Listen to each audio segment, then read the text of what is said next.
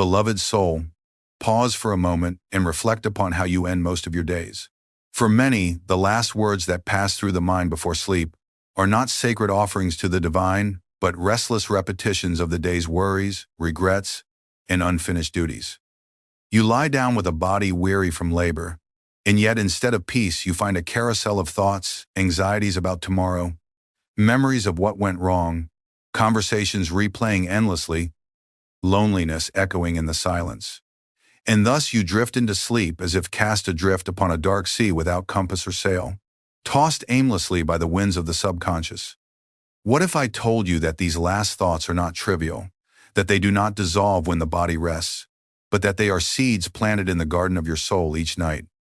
What if I told you that the state in which you enter sleep is the very state that greets you upon awakening, and beyond that, the state that prepares you for the greater sleep we call death?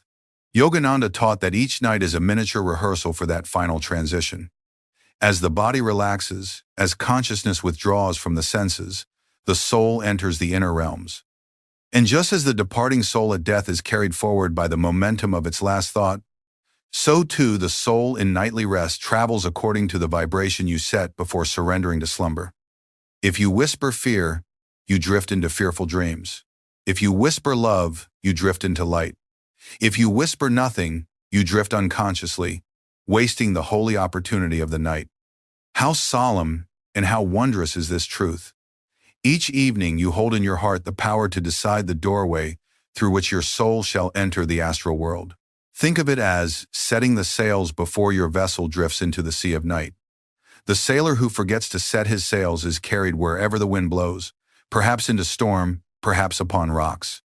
But the wise sailor, even in darkness, arranges his sails toward the desired horizon, and the invisible winds carry him safely toward dawn. So too, beloved one, must you set the sails of your soul before drifting into sleep, aligning them with the breath of spirit by whispering sacred words to the divine. These words become your compass and your anchor, guiding you through the unknown waters of the subconscious and delivering you safely into the harbor of peace. Therefore, I summon you to awaken to the holiness of your last words each day. Do not allow them to be squandered on trivialities or worries. Recognize them as the golden key to inner freedom, the whispered prayer that can turn the ordinary act of sleep into a nightly communion with God. Tonight, before you rest, instead of allowing your mind to scatter in restlessness, whisper to your eternal friend words of gratitude, confession, surrender, identity, and invitation. In these 5 whispers lies a ladder of light upon which your soul may ascend each night, transforming unconscious sleep into superconscious union. Let us now prepare together for this sacred discipline. Beloved one, understand that sleep is not mere absence, not a void of nothingness in which the mind ceases and the body drifts into mechanical rest. Sleep is a journey, a nightly pilgrimage of the soul, a transition from the gross vibrations of the body into the subtle currents of the subconscious and, if rightly guided, into the superconscious communion with God.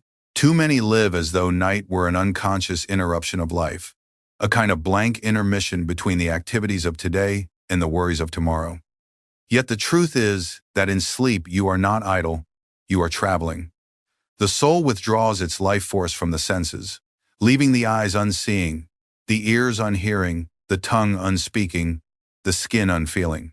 Freed from the body's cage, it moves inward, descending into the caverns of memory or ascending toward the luminous chambers of spirit, depending upon the direction you have set before the journey begins. Yogananda revealed that the state in which you fall asleep is the state in which you awaken. These words are both a comfort and a warning. If you carry restlessness into the night, you awaken weary.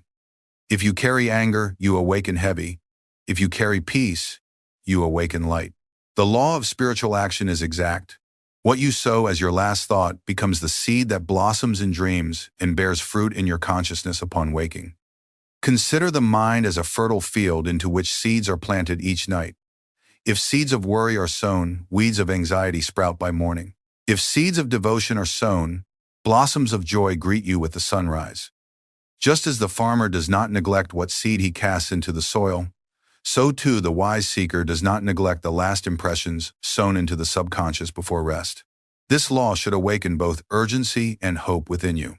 Urgency, because you realize how precious is each evening, how tragic to waste it with idle thoughts or resentments, when those very thoughts will shape the landscape of your inner world through the night. Hope, because you recognize that no matter how restless the day has been, the night can be sanctified in a single moment of prayer. Even if you have stumbled, even if you have faltered, the last words whispered with sincerity can reset the course of your journey, turning the ship of your soul toward divine shores. Therefore, see sleep not as an unconscious collapse, but as an opportunity for worship. As the body sinks into stillness, let the soul rise into remembrance. As the world fades from your senses, let God come closer in the silence. Each night you hold the power to shape your voyage, to determine whether your dreams will be tangled shadows or luminous encounters with Spirit. Whisper to God, and the whisper becomes the rope that ties your drifting boat to His eternal anchor. Neglect the whisper, and you are cast adrift upon winds you cannot control. Beloved soul, plant well the seeds of your night, and they will blossom not only in dreams but in your waking life.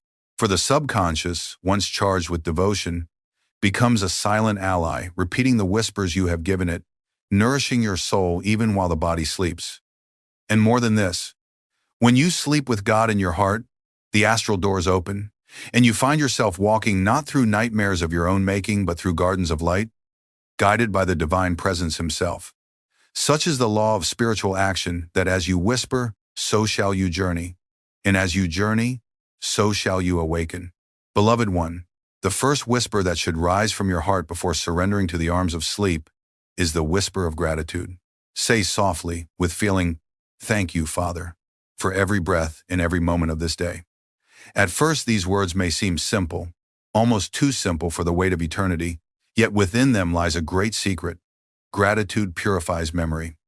When the mind prepares to sleep, it often replays the events of the day, lingering on frustrations, disappointments, or what was left undone.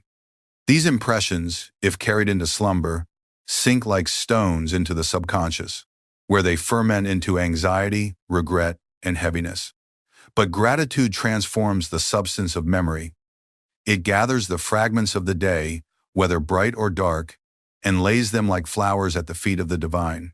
Gratitude is the alchemy that turns even mistakes into offerings, even sorrows into opportunities for deeper trust.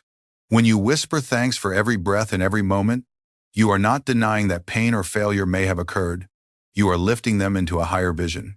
You are saying, "Lord, even in the storm, Thy presence was the hidden sun. Even in my weakness, Thy strength sustained me. Even in what I did not understand, Thy wisdom was weaving a greater design."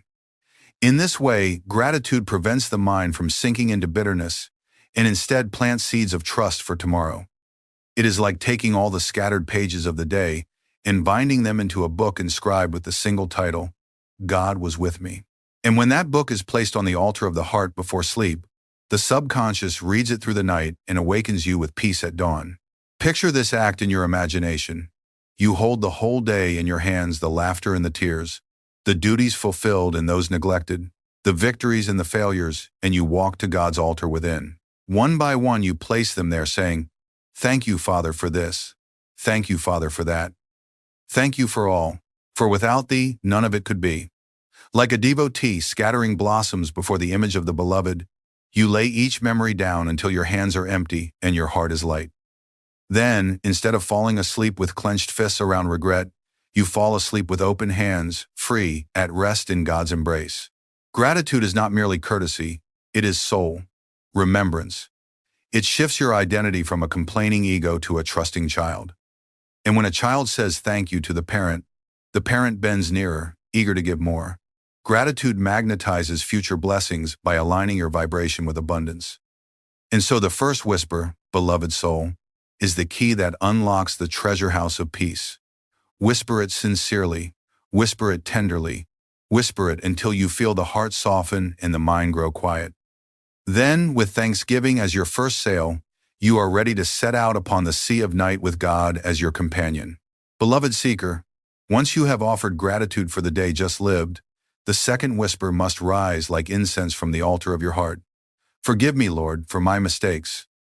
I lay them at Thy feet." Gratitude gathers the blossoms, but confession gathers the stones, and both must be placed before the Beloved. For what weighs most heavily upon the soul as it enters sleep is not only the memory of blessings, but the memory of errors, words spoken too harshly, opportunities neglected, temptations yielded to, thoughts entertained that clouded the mirror of the mind.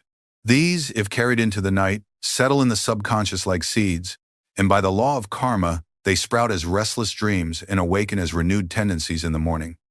But when you whisper this prayer of confession, you prevent those seeds from taking root. You offer them into the consuming fire of divine forgiveness, where they are dissolved before they can germinate. Picture yourself as a traveler who has been collecting heavy stones throughout the day. Some stones are large, an outburst of anger, a lapse into selfishness. Others are small moments of impatience, a careless word. But whether large or small, carried together they weigh down the traveler until each step is a burden. Imagine then that at the close of day you come upon a river, broad and shimmering in the moonlight, and upon its bank stands the Lord himself, his hands outstretched. One by one, you take the stones from your pack and place them into his palms. He casts them into the river of his mercy, where they sink without a ripple, lost forever. With each stone released, your shoulders grow lighter, your breath deeper, your step freer.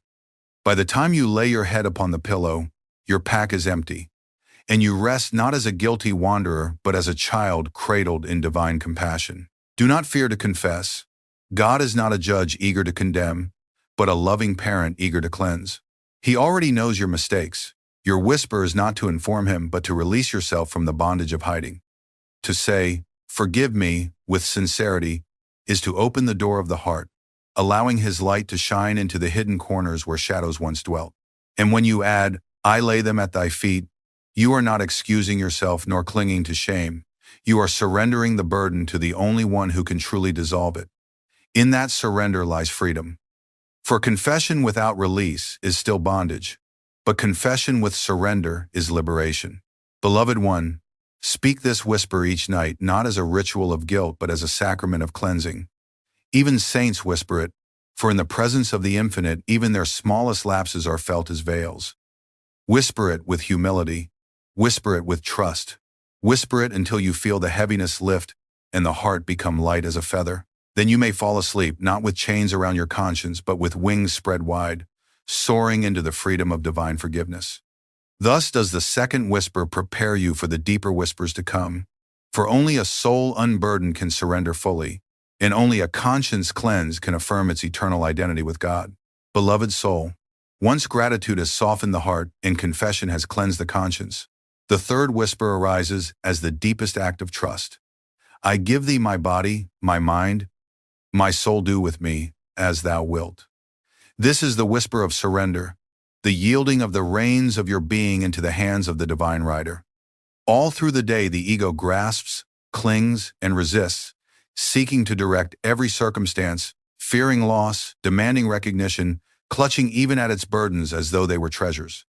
But at night, when the body lies down and the soul prepares to withdraw, the futility of control becomes evident. No matter how powerful you believe yourself to be, you cannot command sleep, nor dictate your dreams, nor prevent the soul from slipping from the senses into the hidden worlds. Sleep itself is surrender, a rehearsal of that final letting go we call death. Yet how much more blessed to surrender consciously, willingly, joyfully, whispering before sleep the total offering of yourself into God's care. Imagine a weary traveler who has been holding the reins of a restless horse all day long, pulling this way and that, trying to guide the animal along rough paths. By nightfall his hands are sore, his arms weak, his heart exhausted. At last he comes upon a rider of infinite wisdom and strength who says gently, "Give me the reins and I will guide the horse." The traveler hesitates, fearing to lose control, but when at last he lets go, a profound relief floods his being. He realizes the journey was never his to manage alone.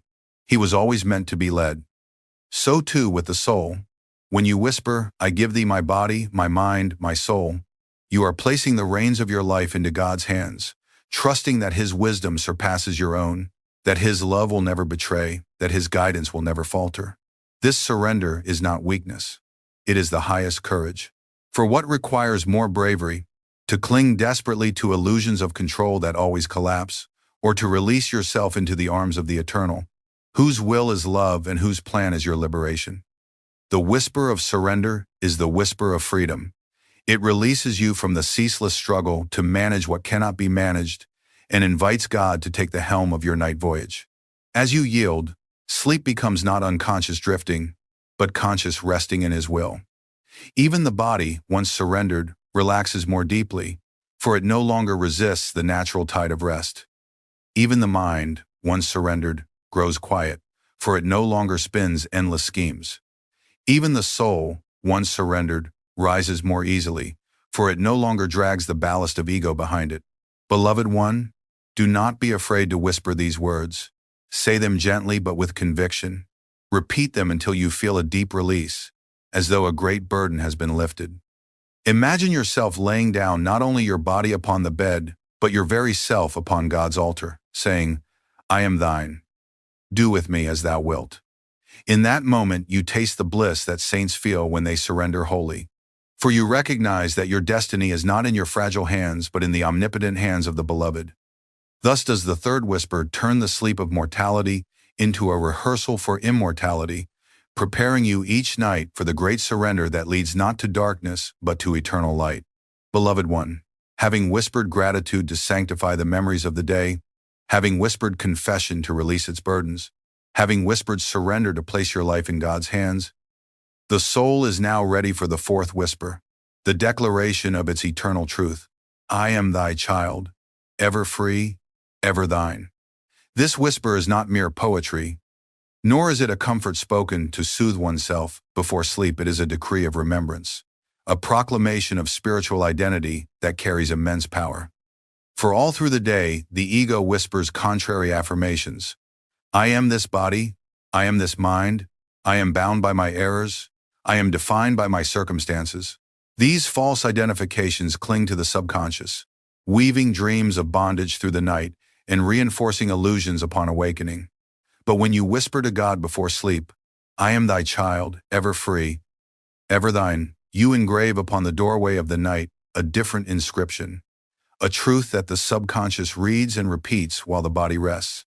You are programming your soul not with limitation but with liberation.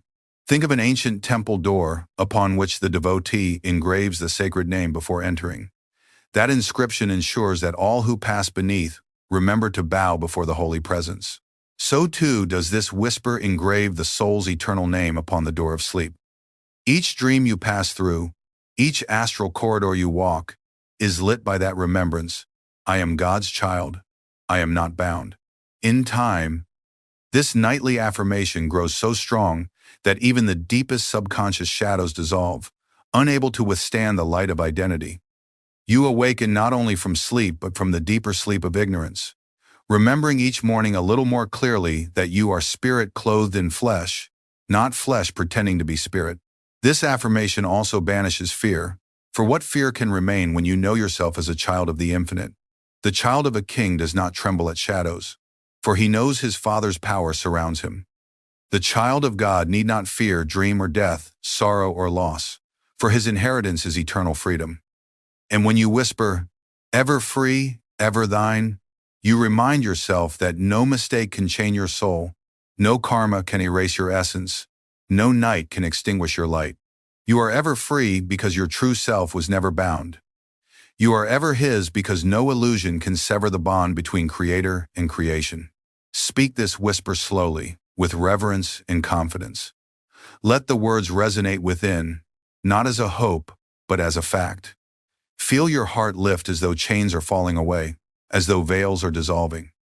Imagine writing the words in fire across the inner sky. I am thy child, ever free, ever thine. Fall asleep with those words echoing like a mantra, and your dreams will be charged with divine memory, your subconscious filled with strength, your awakening infused with joy. Beloved one, this is no small thing. It is the reclaiming of your eternal name each night, until one day you never forget it again. Thus does the fourth whisper transform the night into a temple, and sleep into worship, by affirming the soul's everlasting union with the Beloved. Beloved soul, after gratitude has softened the heart, confession has cleansed the conscience, surrender has yielded the reins, and divine identity has been affirmed, there remains the final whisper, the sweetest and most intimate of all. This is the whisper of invitation, the prayer that transforms the long hours of unconscious rest into a pilgrimage of communion. Walk with me in dreams, Lord, and awaken me in thy light. With this tender call, you are no longer simply giving thanks, no longer merely asking forgiveness, no longer only surrendering or affirming. You are inviting God Himself to accompany you into the hidden realms of sleep, to hold your hand as you cross the shadowy landscapes of dream, and to awaken you not only in the morning sun but in the eternal dawn of spirit. So many drift into night, as though into exile, their dreams haunted by fears, regrets, and restless imaginings. But the devotee who whispers these words enters the astral corridors with a lantern bearer at his side. Picture yourself walking into a vast forest at night. Alone, the path is uncertain, and every shadow fills you with unease. But imagine now that beside you walks a luminous guide, a being of light whose very presence dispels the darkness. His hand in yours steadies your steps, His voice reassures your heart, His radiance illuminates the way. That guide is God, the eternal friend, who waits for your invitation, who longs to be asked, who delights when you whisper, "Walk with me." For though He is always present, the act of asking opens your awareness, allowing you to perceive His nearness in ways you could not before. And when you add, "Awaken me in thy light," you are asking not only for protection through the night, but for transformation at its end. You are saying, "Lord, do not let me awaken tomorrow as I was today. Let me rise renewed, lifted, illumined, more aware of Thee, less bound by illusion." In truth, this whisper is not about a single night, but about the whole arc of existence. For every night is a little death, and every morning is a little resurrection. To invite God into your sleep is to invite Him into the great sleep of death.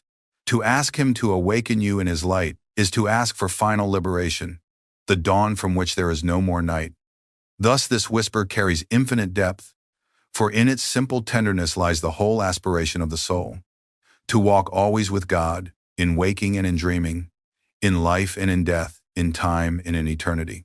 Speak it softly, beloved one, as a child might whisper to the parent before drifting into slumber. Stay with me. Do not leave me. Guide me even when I forget Thee. Feel the sweetness of intimacy, the trust of surrender, the joy of companionship. Let your heart rest in the assurance that no matter what dreams may come, whether shadows of fear or visions of beauty, you are never alone, for the eternal is by your side. And when dawn comes, whether in this world or the next, you will awaken not in darkness, but in light, not in confusion, but in clarity, not in exile, but in the embrace of the beloved. This is the power of the fifth whisper. It makes of the night a sanctuary, of dreams a pilgrimage, of sleep itself a rehearsal of heaven. Beloved one, now that you know the 5 whispers that transform the night into a temple of God, it is necessary to learn how to offer them as a ritual, not hurriedly, not carelessly, but with the reverence of one sealing a holy letter to be delivered into the hands of the beloved. Too often we tumble into bed exhausted, clutching our worries, our phones, our unfinished thoughts, and we drift into unconsciousness as though cast into a storm without compass. But the wise disciple does not collapse into the night. He enters it as a ceremony. He sits upright for a few moments upon his bed, spine straight as a staff of light, breath calmed into even rhythm, gaze gently lifted to the spiritual eye. He holds the heart open like a chalice, and with the tongue of devotion he whispers the 5 phrases, each one slowly, tenderly, with full feeling. First aloud, so that the vibration moves through the air and impresses the ears, then silently, until the words dissolve into pure consciousness and the heart feels they are absorbed. Imagine this practice as the sealing of an envelope. You write upon its pages all that you are, your gratitude, your confession, your surrender, your affirmation, your invitation, and then you fold it carefully, placing it into the envelope of silence. With each whisper, you melt the wax of devotion, and with the final pause of reverence, you press the seal, imprinting it with the signet of love. Then, with a gentle inward gesture, you send it to God, certain that it reaches Him, certain that it will be received in the halls of spirit. And as you lie back, your pillow becomes the altar upon which you rest, and your bed becomes the temple floor upon which you surrender body and mind. Beloved soul, Do not underestimate the power of this simple nightly discipline. A few moments of whispering can redirect the currents of an entire night. They can turn what might have been restless into restful, what might have been dream shadow into dream light, what might have been wasted time into holy communion. Over weeks and months, this ritual rewrites the script of your subconscious, cleansing it of old patterns and saturating it with divine memory. And when the final sleep of death approaches, you will already be trained, for you will know how to whisper to God as you leave the body, just as you whispered to Him each night. Thus, this humble practice becomes the rehearsal of liberation, and every evening the rehearsal of awakening. Beloved child of the Infinite, having walked the sacred path of these 5 whispers, you now stand at the threshold of the night, not as one weary and burdened, but as one who has laid down flowers of gratitude, emptied the stones of guilt, surrendered the reins of control, affirmed the soul's eternal freedom, and invited the Beloved to walk with you through the secret corridors of sleep. Now comes the final act, the seal upon the practice, the decree that gathers all the whispers into one great surrender. Father, into thy hands I commend my spirit. Speak it softly. Speak it with reverence. Speak it as though it were the last prayer you would ever utter, for in truth, each night may be your last rehearsal before eternity. These words, echoed from Christ at the cross and lived by saints through the ages, transform sleep into a miniature death, not feared but embraced as the gateway into God's embrace. Consider a child who has played all day and at night grows drowsy. He does not struggle, he does not fear. He simply climbs into the parent's arms, lays his head against the heart that has always loved him, and drifts into rest with complete trust. Such is the state you must cultivate each night. For what greater peace is there than to know that the Eternal holds you, that the ever-loving watches over you, that the Infinite shelters you as you pass beyond the waking world? In this surrender lies the highest wisdom, to realize that you were never truly safe in your own keeping, but always in His. By commending your spirit into His hands, you acknowledge what has always been, so that your soul belongs not to time, not to worry, not to fear, but to God alone. As you speak this decree, feel all striving cease. Let the mind release its last tendrils of thought. Let the body grow heavy with trust. Let the soul expand into the quiet certainty of divine companionship. Sleep then becomes not unconsciousness, but communion, not exile, but homecoming. Each night, as you whisper this final prayer, you rehearse the great liberation when one day you will leave the body behind, not with dread, but with the same calm joy, whispering to the Infinite, into thy hands I commend my spirit. And on that day, as on every night you have prepared, the Eternal will gather you tenderly and awaken you not to another dawn of earth, but to the everlasting morning of spirit. So I bless you, beloved one. May every night become a doorway into God's presence. May every whisper draw you nearer to His heart, and may every morning be an awakening not only to the light of the sun, but to the greater light that shines forever within. Rest in Him, surrender to Him, whisper to Him, until at last you never fall asleep without His name upon your lips, and never awaken without His presence in your heart. This is the final decree, the eternal lullaby of the soul, that you are God's, always and forever, and that to rest in His arms is the only true sleep, the only true peace, the only true awakening. Beloved soul, I ask you to pause for a moment, not just in body, but in the restless corridors of your mind. Step away from the noise of your day and lean inward, toward that silent altar in your heart. What if, in only 3 nights, your soul could open a channel to the Infinite so wide, so unobstructed, that blessings you have long thought delayed would pour through with a flood of divine certainty? Imagine it not as a fantasy, but as an immediate possibility. Many have prayed for years and seen little outward change, yet they did not know the hidden law, the subtle tuning of heart and will, that unlocks the door. I speak to you now as one who has walked through lifetimes of seeking, one who has sat at the feet of the masters and learned that miracles are not accidents, nor the whimsical gifts of fate. They are the lawful blossoming of a soul that has aligned itself to the currents of God's love. Think of your life as a letter you have written to God, long letter filled with requests, tears, and hopes. You have placed it in an envelope perhaps many times, but have never broken the seal of His reply. That reply existed, is written in the language of divine energy, signed with the ink of His joy, but you must open it. The practice I am about to share with you is not superstition nor mechanical ritual. It is the lifting of the soul's gaze to the giver himself, the stilling of the winds that scatter your prayers so that they may rise, unbroken, into his hands. For 3 nights only, you will hold nothing back.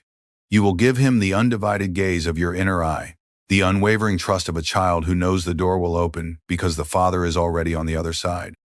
In these coming minutes, I will place that unopened letter into your hands. And you will not simply admire it or wonder at the beauty of its seal. You will open it, you will read it, and you will see that every line is written in the radiant script of divine love meant only for you. Tonight is not the night of waiting, it is the night of receiving. There is a great and unchanging law in the divine realms, a law that even the mightiest angels obey, and it is this: God responds not to the mere shape of words upon the lips, but to the vibration that rises from the heart's deepest chamber. When you pray without feeling, it is as if you were turning the handle of a radio while the power is not switched on. You may turn endlessly, yet you will catch no music. But when your words are married to will and to love, when each syllable is breathed upon by the fire of your devotion, the prayer becomes alive.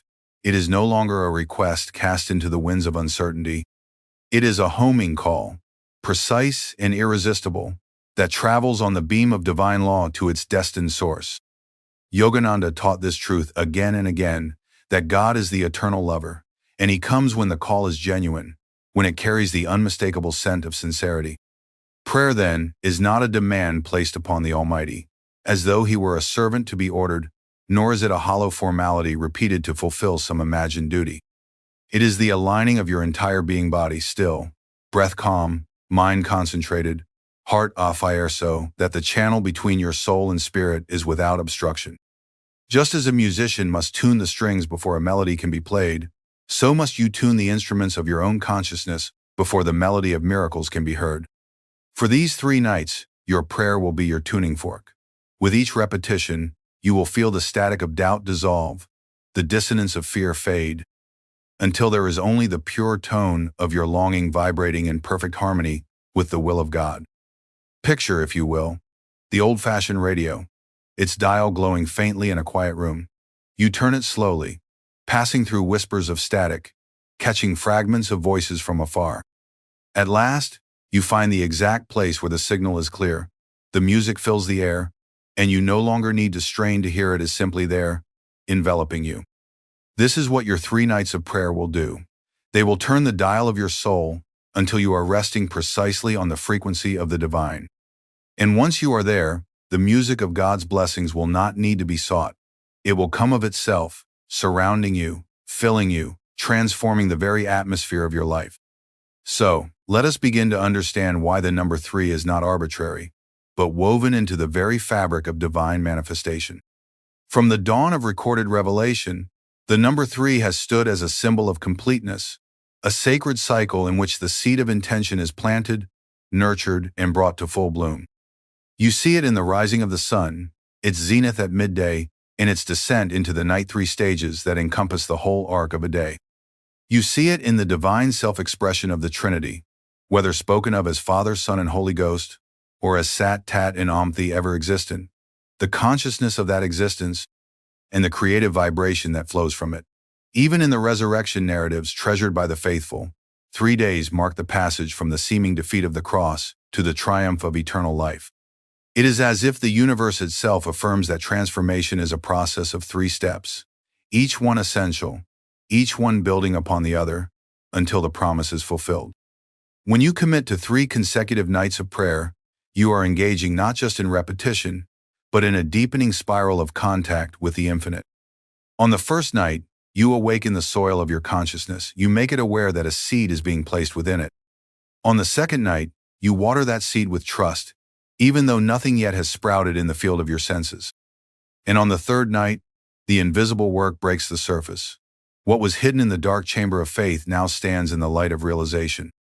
In this way, your mind, your heart, and your soul are each given their night: mind first, to understand and focus; heart second, to feel and believe; soul third, to unite and receive. Think of it as knocking on a door that stands between you and a great treasure room filled with the blessings you have sought for years. The first night's knock is gentle, perhaps hesitant, as you test whether anyone will hear. The second night's knock is firmer, more confident, for you have begun to sense movement within. And the third night's knock is the culmination, strong, sure, and steady until the latch is drawn back and the door swings wide, revealing that the one you sought was waiting all along, hand extended, smile filled with the light of 1,000 suns. This is why 3 nights is no mere superstition. It is a sacred rhythm, a mirrored echo of the very patterns by which God brings forth creation and then calls it back to himself. And it is in that rhythm that your miracle will unfold. Now, my dear one, we arrive at the heart of your longing, the very words that will serve as the bridge between your finite petition and the infinite's boundless response. This prayer is not mine, nor yours alone. It belongs to the eternal communion between the soul and its beloved, and it is clothed in the vibration that has been carried by the great masters through ages uncounted.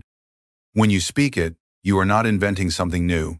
You are tuning yourself into a current that has flowed from God through the saints and sages to every seeker willing to surrender. Listen then, not only with your ears but with the inner stillness that hears truth even before the mind can explain it. Infinite Spirit, I am thine. Burn away in thy light every seed of my past, known and unknown. I am free, for thou art my freedom. Let each phrase enter you as a breath of living presence. Infinite Spirit, I am thin. Here you renounce the small boundaries of I and mine, stepping back into your rightful identity as a child of the infinite. In this declaration, you no longer stand as a beggar at the gates, but as an heir returning home. Burn away in thy light every seed of my past, known and unknown. This is not a plea for selective mercy, asking God to take away only the troubles you can name. It is a surrender of the entire hidden storehouse of karma, even those debts and tendencies you cannot see. You invite his light to be a consuming fire that leaves only purity behind. And I am free. For thou art my freedom. Here is the seal upon the covenant. You claim your liberty not as something to be earned later, but as a present fact rooted in God's own nature, which is freedom itself. When you speak this prayer, do not rush. Imagine lighting 3 lamps, one for your body, one for your mind, one for your soul. With the first phrase, the lamp of the body glows, its energy stilled and offered upward. With the second, the lamp of the mind is lit, its thoughts clarified by the blaze of divine light. With the third, the lamp of the soul shines forth, its flame merging with the eternal flame that has no beginning and no end. This is the posture of your spirit as you speak, slow, reverent, intimate. And remember, saying the prayer is not enough. You must also enter the inner chamber where God waits, for it is there that words are transmuted into living communion. To enter that inner chamber, you must first learn the art of obedience, and no, the obedience born of fear or compulsion, but the quiet readiness to align every movement of body and thought with the purpose of divine contact. Your posture is the first act of that obedience. Sit with your spine straight, as though a thread of light runs from the base of your spine up through the crown of your head, drawing you gently heavenward. Let your shoulders relax and your hands rest lightly in your lap, palms turned upward in silent receptivity. The body should be still, not as a frozen statue, but as a calm lake that no wind disturbs. This is the physical altar upon which you will offer your prayer. Then, let your breath become a willing servant of your soul's intention.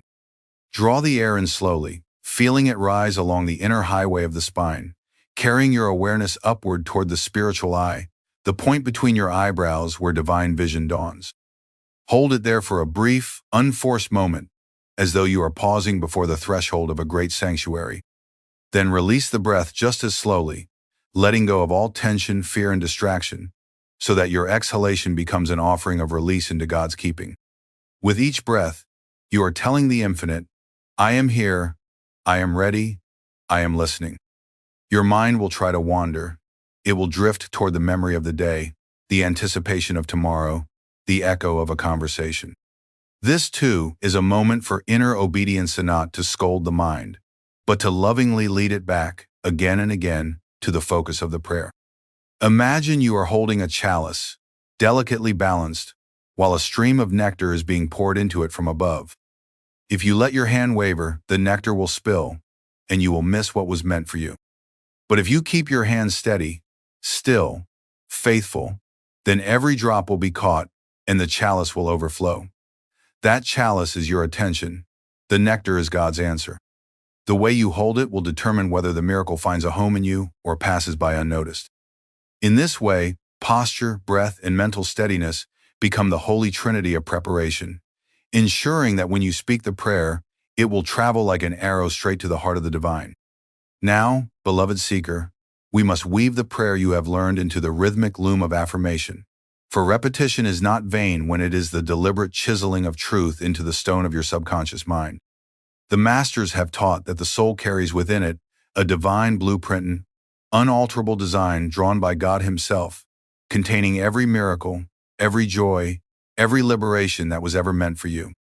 Yet, through forgetfulness, through the restless tides of desire and fear, we have allowed other sketches to be laid over that perfect plan, scribbles of doubt, stains of past failures, half-finished drawings of hopes abandoned. The prayer, joined to affirmation, is the act of taking the tracing paper of your daily consciousness and aligning it exactly over the original masterpiece so that the lines of God's intention and the lines of your awareness become one seamless image. As you repeat, Infinite Spirit, I am thine. Burn away in thy light every seed of my past, known and unknown. I am free, for thou art my freedom. Do not allow the words to become a dry echo. Each repetition is a stroke of light, retracing the pattern of who you truly are. Feel the muscles of your inner being remembering their original shape. With the first cycle of the affirmation, you might feel only the surface of its meaning. With the second, you will begin to sense a warmth or a subtle expansion in the heart. With the third, a quiet certainty may steal upon you, as though a door you did not know existed has swung open in some high place within. Imagine laying a sheet of transparent paper over a perfect architectural plan. At first, the lines may be faint, misaligned, the pencil of your thought wavering. But with care, you match the corners. You trace the beams and arches with precision, and soon your copy is indistinguishable from the original. This is what happens when prayer and affirmation merge. Your temporary self-image is reshaped until it becomes the exact likeness of the image God has kept for you since before time began. And when that alignment is complete, miracles are no longer anomalies, they are the natural movements of a life lived in harmony with its divine blueprint. Now, with this understanding, we will walk together through the sacred unfolding of the first night. On the first night, as the sun slips below the horizon and the familiar world begins to quiet itself, you must enter into your chamber as though stepping across a threshold from the outer life into the inner sanctuary. Let the dimness of evening be your ally, for in that soft light the senses loosen their grip and the eyes are more willing to turn inward. Sit in the posture you have learned, spine a straight pillar of offering, gaze gently lifted to the spiritual eye, and feel that you have already been expected, that long before this moment, the Infinite prepared this very night as a meeting place between His heart and yours. This is the planting of the seed. You may not yet see its growth, but the act of placing it in the fertile ground of your soul is in itself an act of faith so potent that the unseen forces of spirit immediately begin their silent work. Speak the prayer slowly, as if each word were a drop of precious oil poured upon the altar of the eternal. Infinite Spirit, I am thine. Feel the separation between you and God dissolve with those words. Let the I that is bound to flesh and history fade until there is only the vast awareness that belongs to Him. Burn away in thy light every seed of my past, known and unknown. Offer it all the regrets you still hold, the fears you have named, and the countless hidden imprints you have never glimpsed, but which tug at your destiny from the shadows. I am free, for thou art my freedom. Say it not as a request, but as a statement of fact, spoken from the vantage point of the soul that already stands liberated in God's presence. Do not rush to end the night. Sit a while after the prayer, letting its vibrations settle deep into the soil of your consciousness. Imagine you have placed a single seed into the earth, and now you stand watch over it, trusting that unseen roots are beginning to form. You need not dig it up to check its progress. Faith is the stillness that guards the mystery of growth. As you prepare to sleep, hold the prayer lightly in your mind, like a lamp whose flame will burn through the hours of your dreaming. Even in your rest, the work continues, the Infinite tending the garden you have opened in your heart. On the second night, you return not as a stranger approaching for the first time, but as one who has already been admitted into the outer courts of a great temple. The soil has been turned. The seed has been planted. Now your work is to water it with the steady stream of trust. This is the night when doubt may try to whisper its old refrains. Will anything really change? Have my words reached beyond the ceiling of my room? And it is precisely here that your faith must deepen, taking root beneath the surface where no eye can see. Sit again in your place of prayer, and as you lift your gaze to the spiritual eye, feel that you are looking not toward a distant God, but into the luminous doorway through which His presence is already entering. Speak the prayer with renewed intention. Infinite Spirit, I am thine. Burn away in thy light every seed of my past, known and unknown. I am free, for thou art my freedom. Let the first phrase anchor you, binding your identity to the boundless. Let the second phrase become the cleansing stream that runs over the soil, softening the hard shells of old karmic seeds so that they can either sprout in the light or dissolve entirely.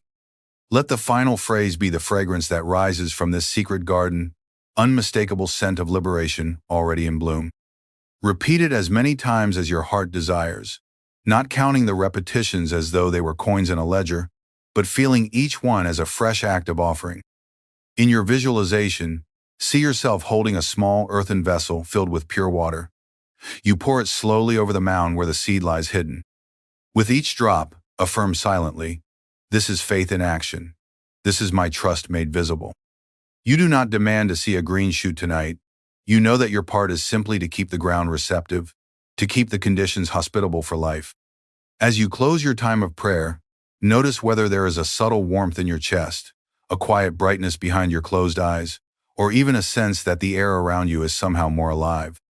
These are the gentle signs that the seed is swelling, that the life within it is stirring toward the moment of emergence. Carry that assurance into your sleep, and let your dreams be watered by the same silent stream. The third night is the crowning of your vigil, the sealing of a covenant that has been written in invisible ink across the scroll of your soul. On this night, you do not come as a petitioner uncertain of the outcome.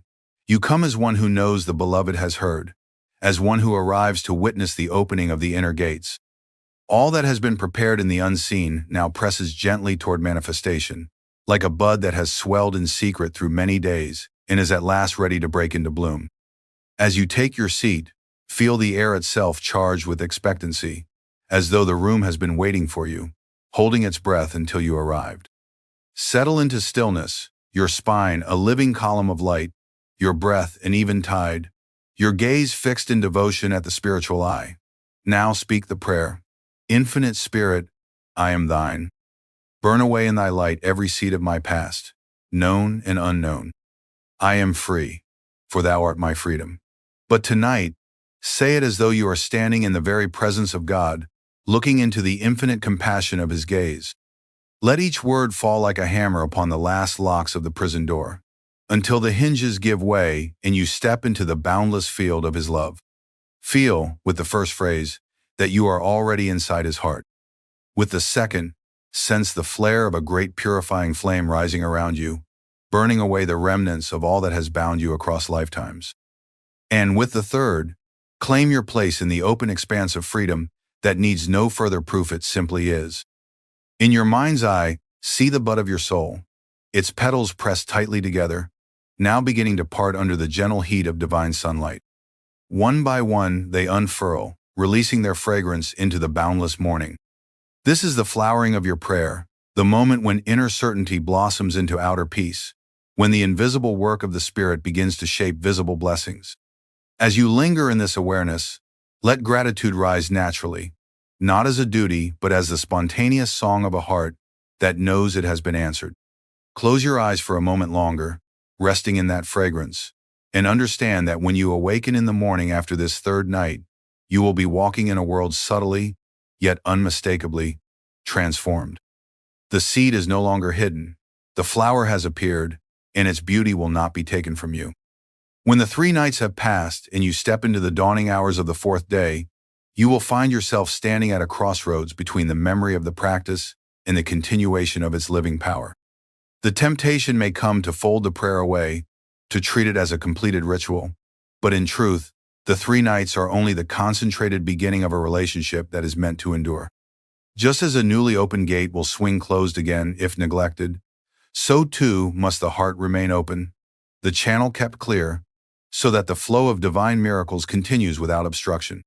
This is where the daily spiritual ritual becomes your safeguard, your ongoing participation in the dance between your soul and God. Begin each morning, before the world's noise can press its weight upon your thoughts, by taking even a few moments to still yourself and whisper the prayer once. It need not be a full vigil, as in the nights past, but it must be conscious, deliberate, spoken with the same reverence as before.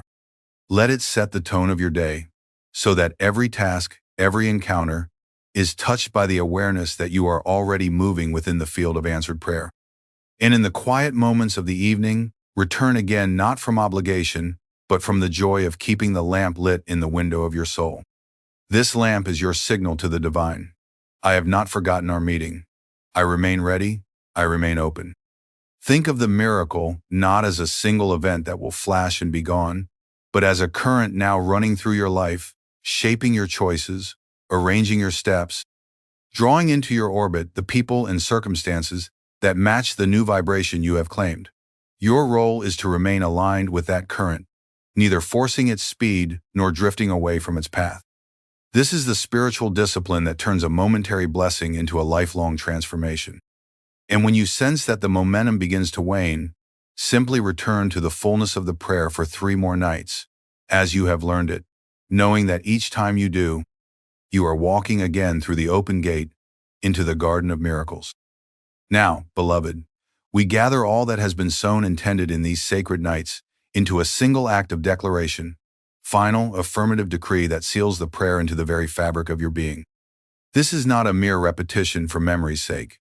It is the deliberate striking of a great bell whose tone will echo in the corridors of your consciousness long after the sound has faded from your lips. Sit as you have learned, upright, steady, gaze lifted to the point of divine vision. Allow your breath to quiet into that holy rhythm that feels less like inhaling air and more like drawing in light. Then speak, with every fiber of your soul engaged. Infinite Spirit, I am thine. Burn away in thy light every seed of my past, known and unknown. I am free, for thou art my freedom. As you pronounce these words, imagine that you are standing on the crest of a high mountain at dawn, the valley below still wrapped in shadows while the first rays of the sun touch your face. With the first phrase, the sky begins to blush with light, the darkness retreating in reverence before the advancing day. With the second phrase, a wave of golden fire pours down into the valley, touching every hidden corner, igniting the dormant seeds with the warmth of divine love until all that is unworthy turns to ash. With the third phrase, you stand in the fullness of morning, the landscape of your life spread before you in clarity and beauty, unbound, unafraid, certain of your path. Linger in the silence after the decree, for it is in that pregnant stillness that the vibration of your words moves beyond thought, beyond emotion, into the deep sanctuary where the soul communes directly with spirit. Feel the resonance of your own voice, humming in your chest, your spine, your very bones, as if every cell were joining the chorus. I am free, I am free, I am free. Let the image come of a bell whose sound continues long after it has been struck, the waves of its music traveling far beyond the place where it hangs. So it is with your decree, its vibration will travel into every moment that follows, an unseen yet undeniable force drawing to you the very miracles your heart has embraced. And now, as our journey together in this sacred practice reaches its closing moments, I would place upon you the benediction that every master gives to the willing disciple, blessing that is not mere sentiment, but a transfer of divine assurance from heart to heart. Sit once more in stillness, feeling that you are in the company not only of my presence, but of the great line of saints and sages who have walked before us, each of them a living proof that God listens, that God answers, that God loves without condition. In this holy company, I say to you, may you walk in the unshakable confidence that your prayer has been heard and that the currents of divine will are already shaping themselves around your life to bring forth the good that is yours by right of your soul's kinship with the infinite. Let gratitude rise within you, not merely for the blessings that are yet to appear, but for the miracle of God Himself ever present, ever patient, ever giving. Feel this gratitude as a warm light in your heart, a lamp placed in the window of your soul that will never be extinguished, no matter the tempest that may come. This lamp is your signal to the divine and to all who see you that faith lives here, that hope resides here, that love reigns here. Carry it with you into every room you enter, into every conversation, into every quiet moment alone, and let its light subtly remind you of the covenant you have made over these 3 nights. And then, as the final act of release, close your eyes and allow a deep, unhurried breath to fill you, as though the very breath of God were entering your being. Exhale slowly, letting go of any lingering strain or expectation, surrendering the entire matter into His perfect care. For now the prayer lives in Him, and He lives in you, and that is the greatest miracle of all. Let there be a moment of pure, silent-setting heartbeats, in which nothing is asked, nothing is spoken, nothing is imagined, only the sweet, profound knowing that all is well, that all is unfolding in the luminous order of His love. When you rise from this silence, you will not return to the same life you left before the 3 nights began. You will step forward as one who has been heard, answered, and embraced by the Eternal. Beloved, if you could speak one sentence to God's own living thread of thought that would draw His infinite gaze upon your life in such a way that in 7 days you would feel the earth beneath you and the heavens above you shift, would you dare to speak it? I ask not in the manner of idle curiosity, but in the solemn tone of one who knows that such a moment can alter the whole course of a soul's journey. Too often, men and women wander through their days, unaware that the gates of divine response stand always open, needing only the approach of the heart that truly desires Him. Yet here you are, poised at the threshold, holding the golden key of willingness in your hand. You stand before a vast horizon of light, not the light of the sun that warms the body, but the light of spirit that awakens the soul, and you sense that beyond it lies the life you have always been meant to live. This key, the utterance you will soon receive, is not a charm carved from superstition, nor a demand thrown into the heavens to bend God to your will. It is a vibratory alignment, a string drawn taut between your heart and His, capable of carrying the purest song of your devotion without distortion. It is a key that fits not only the lock to the outer doors of opportunity, but more importantly, the inner doors of perception and peace. And the moment you choose to use it with sincerity, the great listener who has never ceased hearing will answer in the language of transformation. I tell you, God's answer is not delayed in time. It is given instantly in the timeless realm where He dwells. But we, wrapped in the garments of habit, doubt, and restless thought, cannot always receive it. The 7 days I speak of are not for Him, they are for you. They are the sacred period in which you will prepare your mind, still your heart, and refine your will until it is ready to hear and hold what He is already sending. You are like a vessel that has sat too long in the dust. Before the pure water can be poured in, the vessel must be cleansed. These days will be that cleansing. So I invite you now to see yourself at the beginning of a journey, not outward into distant lands, but inward into the boundless terrain of your own soul. Feel the holy urgency of this moment, not the haste of fear, but the deep knowing that your life is too precious to spend another week apart from the fullness of your Creator's nearness. The invitation has been given, the key is in your hand, and the door stands before you. Will you open it? Before you speak the words that will turn the lock, you must first understand why such words carry the power to reshape destiny. And for that, we must look into the law by which God's universe responds to the soul's call. Beloved, to understand the sacred force behind the words you are about to receive, you must first awaken to the law of spiritual action, law as exact and unfailing as the laws that govern the planets in their courses. All creation is vibration. Your thoughts are vibrations. Your words are vibrations. And the moment they are released with intention, they set into motion currents that travel outward into the subtle realms, touching energies and intelligences far beyond the perception of the senses. When those currents are in discord colored by fear, resentment, or selfish desire, they ripple outward only to return in kind, carrying the same disharmony back to the sender. But when they are attuned to divine truth, charged with faith, and offered from the still chamber of the soul, they move in perfect sympathy with the currents of God's own will, drawing to you not only what you seek, but the highest form of it that your soul can hold. It is here that the teaching of vibration becomes more than a poet's fancy. It is a science known to the yogis, proven in the laboratory of inner silence. Words alone, when spoken from the restless surface of the mind, are like seeds scattered on stony nothing can take root. But when those same words are backed by concentrated life force, gathered and lifted to the spiritual eye, they are planted in the fertile soil of spirit itself. There, they germinate quickly, sending forth shoots of opportunity, blossoms of insight, and the fruit of transformation. This is why Yogananda, and all true masters, have urged the devotee to speak to God not as a beggar knocking timidly at a stranger's door, but as a trusted friend entering the home of the beloved, knowing they are welcome. Consider the difference between asking in fear and declaring in friendship. In fear, your words are hollow, wrapped in doubt, and their vibration falters before it can rise beyond your own atmosphere. But in friendship with the confidence born of love, you speak not to test God's hearing, but to rejoice in the fact that He hears.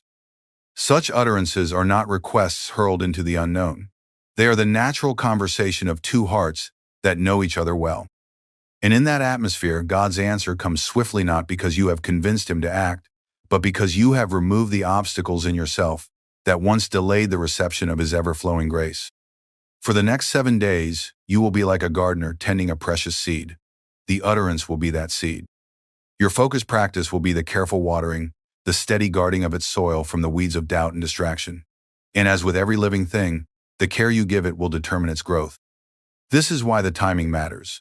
7 days of unwavering attention is long enough to create a momentum, to establish a vibration so clear that the old patterns cannot easily return.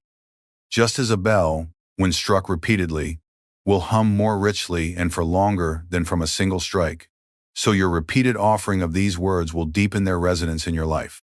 So, beloved, understand that you are about to become both the instrument and the musician, both the field and the seed. To speak with God effectively, you must first tune your instrument to His frequency. And for that tuning, we must now step into the training of inner obedience, without which even the most beautiful utterance will remain only sound, not the carrier of divine power. Beloved, before any prayer can take wing, before even the most sacred utterance can become a channel for divine response, the inner instrument must be tuned to the right pitch. This is the training of inner obedience sanat, an obedience born of fear or submission to an external authority, but the joyful, willing alignment of your will with the will of the infinite. Without this alignment, the words you speak remain like notes played on an untuned instrument. They may be heard, but their beauty is distorted, their power diminished. With alignment, each note becomes a pure tone, resonating without obstruction all the way to the throne of God. To prepare yourself, begin always with the quieting of the mind. You have lived in the restless marketplace of thoughts for so long that their chatter may seem normal, even unavoidable. But no king sends an emissary into the court of another while that emissary is shouting, nor can a guest hear the host welcome if their own voice fills the room. Sit, then, with spine straight, body still, and begin to follow the sacred rhythm of your breath. Inhale slowly, deeply, as though drawing not only air but peace into your being. Exhale just as slowly, letting each outward breath carry away the dust of anxiety, the fragments of unfinished tasks, the lingering shadows of yesterday's concerns. As your breathing becomes calm, lift the gazanut, the physical eyes straining upward, but the subtle awareness to the point between the eyebrows, the spiritual eye. This is the doorway through which your consciousness can ascend toward the higher realms, the place where the soul meets the divine in direct perception. When you center your attention there, you are signaling to God that you are ready, that your prayer is not scattered but gathered in one steady beam of intent. Imagine a radio dial being turned with careful precision. As the pointer finds the exact frequency, the static fades and the music comes through clear. This is what happens when your will, your attention, and your life force converge. At the spiritual eye, the static of the ego recedes, and the voice of God can be heard. In this state, examine the sincerity of your intent. Are you asking God to bend the universe to your personal desires, or are you inviting Him to shape your life according to the highest good? If you would speak words that carry the full power of heaven behind them, they must be free of the hooks of selfish will. This is the obedience the masters speak of, not blind compliance, but the wise recognition that God sees more of your path than you ever could, and that His way, though sometimes mysterious, always leads to joy. The soul that surrenders its small will into the ocean of his great will does not lose freedom. It gains the freedom of being carried by the current of divine love toward the most perfect destiny. Without this inner obedience, the utterance becomes like an arrow shot without aim, its energy wasted. With it, the utterance becomes a shaft of light, piercing through the veils of Maya and carrying your devotion directly to the heart of the infinite. You will find, too, that in such moments, the words almost speak themselves, as though God were whispering them into your own heart and you were simply giving them form. This is the state in which the utterance you are about to receive will have its greatest power. And now, beloved, your instrument is tuned, your heart is ready, come and receive the utterance. Beloved, here now is the utterance Seno, a string of casual words, but a sacred formula carrying the distilled essence of surrender, gratitude, and divine alignment. I give it to you not as something to be repeated mechanically, but as a living current you step into with your whole heart. Beloved Infinite, I am thine. Shape my life according to thy perfect will. I am ready. These words are the open door. They are the key and the invitation in one. Each phrase is a bridge from the narrow island of self-will to the vast continent of God's will, where every step is guided, every moment purposeful, every breath filled with the fragrance of his nearness. When you say, Beloved Infinite, pause inwardly to feel the truth of that address. This is no distant deity you are naming, but the boundless presence that pervades your every cell, the intelligence that has breathed with you in every lifetime, the silent companion who has walked beside you in every joy and every trial. Feel the intimacy of the word beloved, for it carries more than reverence, it carries affection, friendship, trust. When you speak it, let your heart become soft, as though leaning into the embrace of a love that has never once turned away. In the words, I am thine, surrender becomes sweet. You are not losing yourself, you are finding the self that cannot be lost. In this offering of yourself into his hands, you are releasing the restless grip on the steering wheel of life, trusting the one who sees the map in its entirety. Say it not with resignation, but with the joy of a child running into the arms of a parent. Let it dissolve the illusion of separateness that has weighed upon you, until you can feel his life flowing in your veins, his thoughts becoming the quiet background of your own. Then comes the surrender of design. Shape my life according to thy perfect will. In these words, you step beyond the smallness of personal desire into the spaciousness of divine order. Here you invite the master architect to take up the plans of your life, to erase the fragile lines drawn in human uncertainty and replace them with structures built on eternal foundations. Imagine a crumbling house being lovingly dismantled so that a dwelling of strength and beauty can be raised in its place. You may not yet see the form it will take, but you can trust the skill of the builder. And finally, the seal of readiness. I am ready. This is not merely a statement of impatience, for change it is the declaration that you have cleared the inner space, steadied the heart, and are willing to step into whatever God places before you, whether it matches your expectation or transcends it entirely. Readiness is the magnet that draws the divine blueprint from potential into manifestation. Without it, the gifts of spirit may hover near but never land. With it, they rush in as though they had been waiting for this moment alone. Beloved, when you speak this utterance, let it not be a sentence you say, let it be a truth you enter. Wrap your breath, your gaze, your very heartbeat around it, until the words are no longer spoken but lived.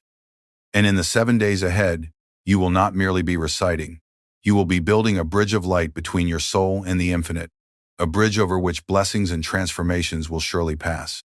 To awaken the full power of this utterance, we now must learn how to weave it into the fabric of your everyday. Beloved, the utterance you have received is a seed of divine power, and like every living seed, it must be tended with care if it is to grow into the strong and sheltering tree it was meant to become. Words spoken once may stir the heart for a moment, but words lived daily have the strength to change the very climate of the soul. The next 7 days will be the sacred garden in which you plant, water, and guard this seed, allowing its roots to reach deeply into the soil of your consciousness until it draws sustenance from the inexhaustible springs of spirit. Morning practice. As the day is still young and the world has not yet claimed your attention, sit upright, the spine straight as the pillar of a temple. Let the breath flow in slowly, deeply, as though you are drawing light into every fiber of your being. Lift your gaze not with strain, but with devotion to the spiritual eye, that luminous center between the eyebrows. There, in the inner stillness, speak the utterance silently, letting it echo in the cave of the heart and the sanctuary of the mind. Do not rush it. Let each phrase sink in, like a stone dropping into still water, sending ripples through your entire being.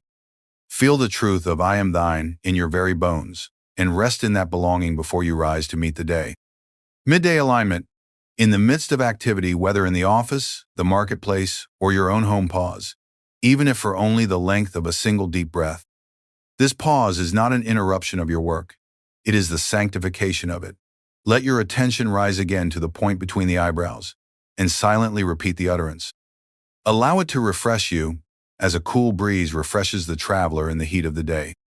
In this brief return, you remind yourself and the universe that no matter the busyness of the hours, you remain anchored in the eternal. Evening review. When the day draws to a close and the sun has laid its gold upon the horizon, sit once more in stillness. Look back upon the hours as though you were viewing them from above, with neither pride nor condemnation. Where did you live in harmony with the utterance? Where did you let forgetfulness creep in? Offer the successes as flowers at the feet of the beloved. Offer the lapses as stones for him to remove from your path. Then, repeat the utterance again, sealing the day with the vibration that will carry you into the silence of sleep. Journaling. Keep by your side a simple book, a silent witness to your journey. Each night, record the changes you notice not only in outward events, but in the subtle shifts of feeling, in the quiet moments of insight, in the unexpected peace that comes without reason. Mark the synchronicities, the soft alignments that seem to appear as though the hand of God were rearranging the furniture of your life while you were not looking. In time, these records will become the testimony of your soul's conversation with the infinite, proof for the mind when doubt seeks entry. Beloved, each day of this 7-day practice is like striking a great bronze bell. The first strike sends a tone into the air, beautiful yet brief. The second strike deepens it, and the third sets it vibrating longer and farther. By the 7th day, the air around you hums with the resonance of devotion, and the echo lingers even in the silence. This is the power of repetition imbued with love.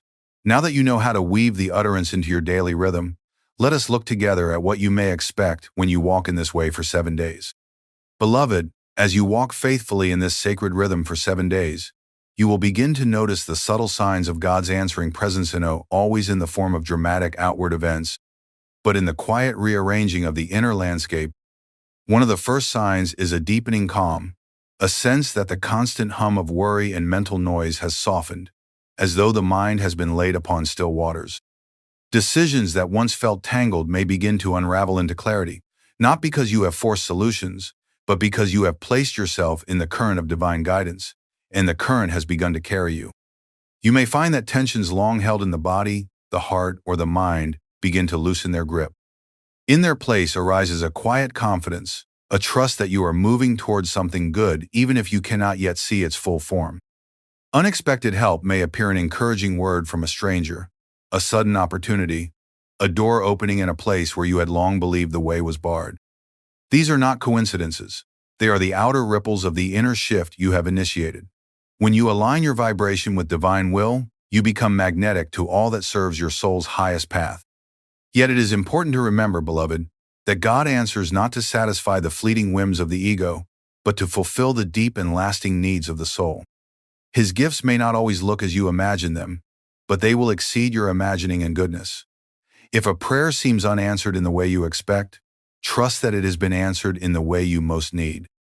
The work of these 7 days is not to bargain with the divine, but to open yourself so fully to his presence that whatever he sends is recognized as the perfect expression of his love. On the 7th day, gather the fruits of your devotion by speaking the utterance aloud with full awareness. Let each word ring like a bell in the temple of your body, vibrating through your chest, your spine, your very breath. Feel yourself surrounded by the invisible congregation of souls who, in every time and place, have spoken their own surrender into the infinite. You are part of this great chorus now, your voice blending with theirs into a single offering. And then, beloved, receive the final blessing. May the infinite hear and answer the prayer you now carry into each breath for the next 7 days. May his light go before you, his strength be within you, and his joy be the song in your heart. This is your dawn.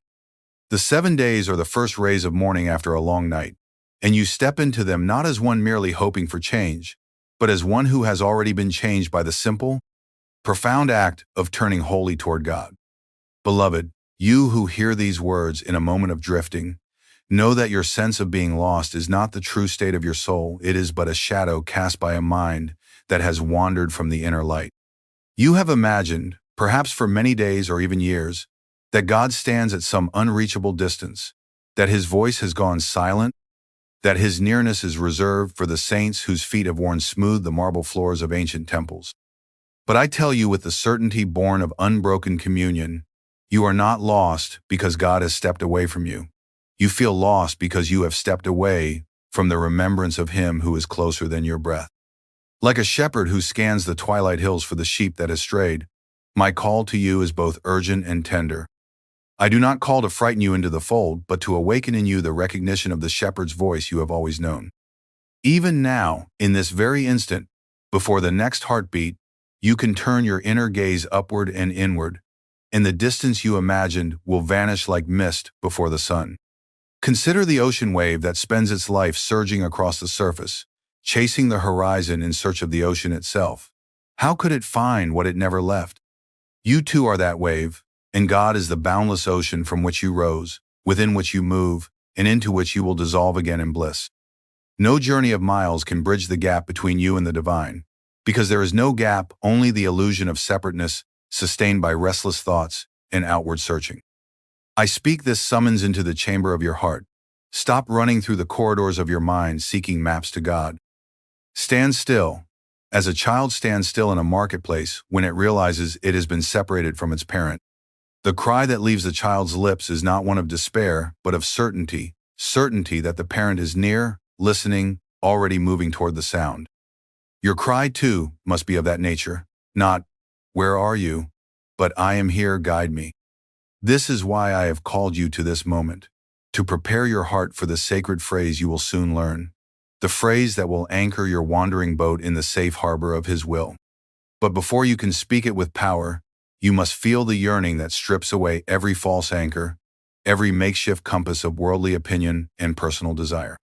Let the tide of longing for God rise in you until it washes over the sandbars of fear and hesitation.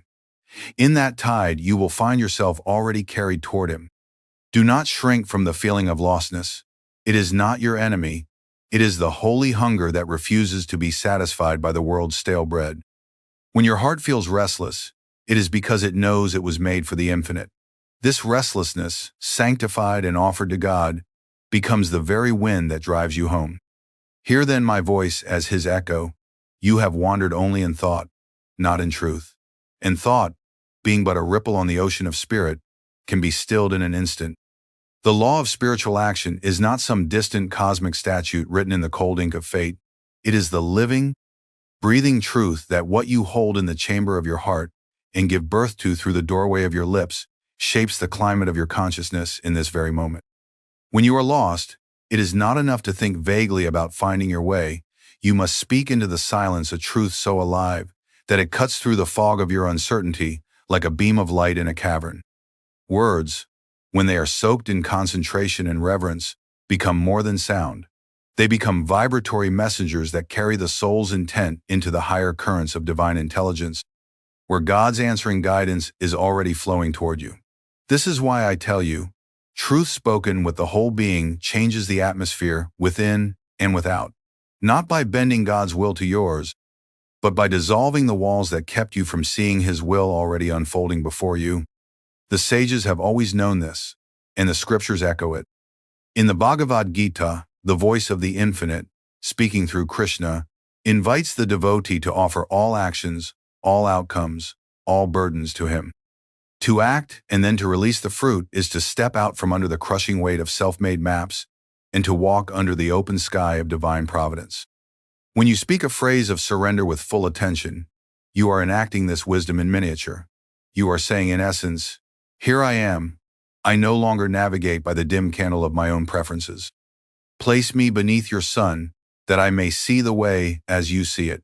The words are the bridge, but the force that carries you across is the intention behind them, and that intention must be pure, stripped of bargaining, filled with the quiet daring to let God's choice become your own.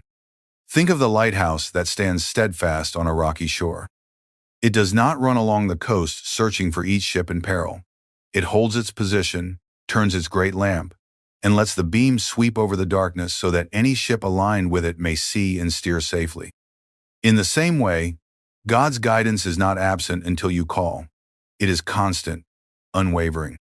Yet your own mind, tossed by the tempests of fear, desire, and distraction, may be turned away, facing the blackness instead of the beam. The law of spiritual action is the act of turning, of swiveling the compass of your awareness so that the light which has always been shining can fall full upon your eyes. And the spoken truth, uttered with reverence, is the lever by which you make that turn. So when the moment comes, do not mutter your words like a charm you barely believe in. Speak them from the very roots of your being, with the stillness of one who knows that all of heaven bends to hear a soul calling home. Let your voice, whether aloud or in the inner corridors of thought, carry the weight of your longing and the lightness of your trust, for both are needed. This is the secret Yogananda taught, that in the alchemy of divine response, the crucible is your sincerity, the flame is your concentration, and the gold is the guidance that arrives not as a distant voice, but as the sudden clarity of a heart once clouded, now illumined. Now, beloved, we arrive at the unveiling of the phrase itself, the simple yet inexhaustible key to the treasury of divine direction. Guide me, for thou art my only compass. This is not a string of words to be admired and then set aside. It is a living seed, and like every seed, its power lies not in being held in the hand, but in being planted deep in the soil of your consciousness, where it can take root and send forth branches of light into every decision, every step, every breath. When you say, "Guide me," you are not issuing a command to the infinite, as though the ocean could be ordered by the wave. You are opening the sails of your soul to the wind of his will, acknowledging that you would rather be carried by his current than by the sluggish oars of your own limited reasoning. It is a surrender without humiliation, a yielding that enlarges you, for in surrendering to the infinite you become infinite in his embrace. And when you speak thou, you restore the sacred relationship that the mind forgets when it is intoxicated with its own cleverness. You are not appealing to an impersonal force, nor to a vague and distant deity lost in the fog of abstraction. You are speaking to the beloved who has known your every incarnation, who has walked beside you in every joy and sorrow, who has hidden himself in your conscience and in the eyes of those who love you purely. To say thou is to pierce the veil of separation and stand once more face to face with the friend of your soul, to recognize that his nearness is not earned but remembered. And my only compass here, the heart must bow completely, for you are renouncing every counterfeit guide that has misled you. The compass of public opinion that spins wildly with the winds of fashion, the compass of fear that always points toward retreat, the compass of desire that leads to mirages on the horizon. By declaring God as your only compass, you affirm that no matter what the outer maps show, your true north is the quiet pull of his direction felt in the stillness after prayer. This is not the rejection of the world's tools, but the enthronement of the highest tool, the one that aligns all others to truth. When you first whisper this phrase, do not be concerned if your mind feels like a restless child repeating a lesson it barely understands. Gently, patiently, bring your awareness to the point between the eyebrows, that luminous doorway through which the soul perceives the inner light. Inhale as though drawing in the clarity of the infinite. Hold the breath for a heartbeat, feeling his presence expand within you.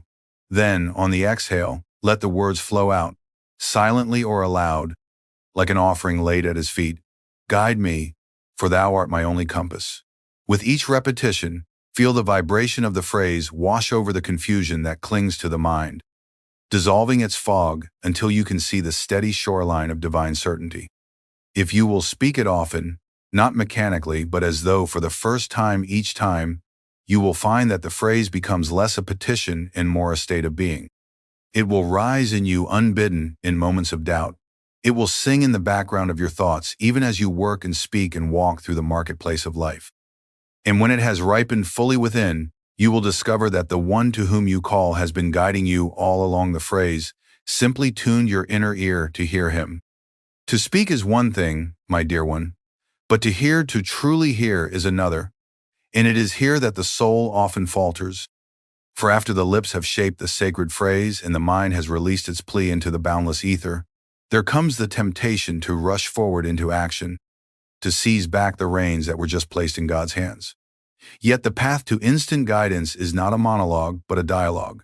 And the second half of the conversation begins when you fall silent.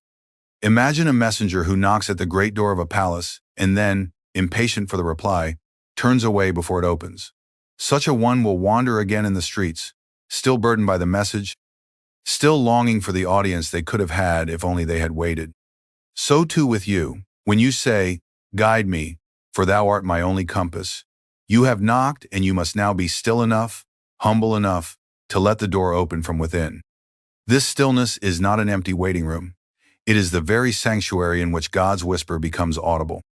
The rush and roar of Maya will do its utmost to intrude at this stage, for the moment after you surrender is the moment the ego fears losing its dominion. You may find stray thoughts arriving like uninvited guests, the memory of yesterday's conversation, the anticipation of tomorrow's task, the tug of an unresolved worry, all vying to pull you away from the clear pool where his reflection waits to appear. Do not wrestle with these intrusions as though they were dragons to be slain. Acknowledge them as passing clouds. Then let your awareness drift back to the steady flame of attention at the spiritual eye, where the light of his guidance flickers into view. Be like the sentry on a high watchtower, who does not run down into the valley at every rustle in the grass, but remains at his post, scanning the horizon for the signal he knows will come. Your posture, inwardly, must be that of one leaning toward the silence, eyes lifted, breath calm, the inner ear alert to the language beyond words. It may come as a sudden lifting of the heart, a quiet wave of reassurance, a clear image in the mind's eye, or a deep knowing that cannot be reasoned yet cannot be doubted. However it arrives, it will carry a signature unlike any other, the peace that silences all alternatives. In this way, the sacred phrase becomes more than a plea for rescue. It becomes the opening note of a symphony that God himself completes. Your role is not to rush to the final chord, but to remain present for the music as it unfolds, savoring each measure, letting it draw you forward in harmony. And the more you practice this inner obedience speaking, then listening, the more your trust will grow, until you no longer fear the spaces between your words. For you will know that in those spaces, he is speaking most clearly. Thus, the act of asking becomes the act of receiving, and the moment of being lost transforms into the moment of being found. To recognize God's response is an art as delicate as discerning the first pale light of dawn from the lingering shades of night, and it requires the cultivation of a subtler sight than the eyes of flesh can offer.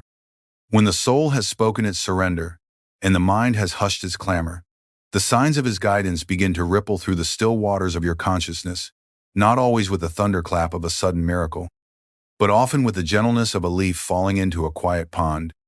You may feel a softening in the heart, as though a great burden has been set down without your noticing when. You may be surprised by an idea that blooms fully formed in your awareness, carrying with it a fragrance of certainty that no reasoning could manufacture. You may simply find, as you stand from prayer, that your steps turn of their own accord toward a course you had not considered, but that now seems inevitable and right. These are the footprints of the invisible companion who has taken your hand. I recall moments in my own journey when the path ahead appeared tangled and obscured, and though I knew in my deepest being that God was present, my mind strained for the clarity that seemed withheld. In such a time, after uttering my plea for guidance, I walked in silence through the still corridors of my meditation room. My heart had just enough trust to refrain from pushing for an answer, and in that patient pause, I felt it a gentle current of will, not my own, carrying me toward a resolution that later proved to be perfect in both timing and outcome. No angel trumpeted, no vision split the heavens, but the peace that settled over me was its own unshakable prophecy. I had been heard, and the way was already unfolding. Philosophers will tell you that reason is the lantern by which man navigates the maze of life, but divine guidance often bypasses that lantern altogether, leading you not through the labyrinth's twisting corridors but above them, where the whole design lies plain. This supralogical knowing cannot be dissected by analysis, for it flows from a region higher than the intellect's reach. It is like sunlight breaking through clouds, not the result of your coaxing the clouds apart, but the natural unveiling that comes when you wait in openness for the radiance that was always there. To recognize this light, you must be willing to trust it before it proves itself by outer results, for the proof comes later, while the guidance is given now. As you train your heart to detect these holy signals, you will find that the voice of God is less a voice and more a presence, less an instruction in words and more a condition of being in which the right action is self-evident. And the more you follow even the smallest whisper, the more often the whisper will come, until your life becomes a continuous conversation with the Divine One, in which the question, the answer, and the journey are all suffused with the same golden light of His companionship. In this way, the act of recognizing His response becomes the very path by which you draw nearer to Him, until the distinction between your seeking and His guiding dissolves entirely in the union of His will and your own. Hear me now, for what I tell you in this moment is the balm for one of the most persistent wounds in the seeker's heart, the fear that somehow you have strayed too far, taken too many wrong turns, and lost the trail entirely. Beloved, it is impossible to be beyond the reach of the One who is omnipresent, for where could you go that He is not already there? Thus I declare to you with the authority of direct knowing, God has never lost you. He has been guiding your every step. Even those steps you call mistakes have been woven into the secret architecture of your awakening, and the very detours you lament have become bridges to the higher ground He prepared for you long before you asked for direction. I invite you now to a holy visualization, not a fantasy spun of wishful thinking, but a remembrance of what already is.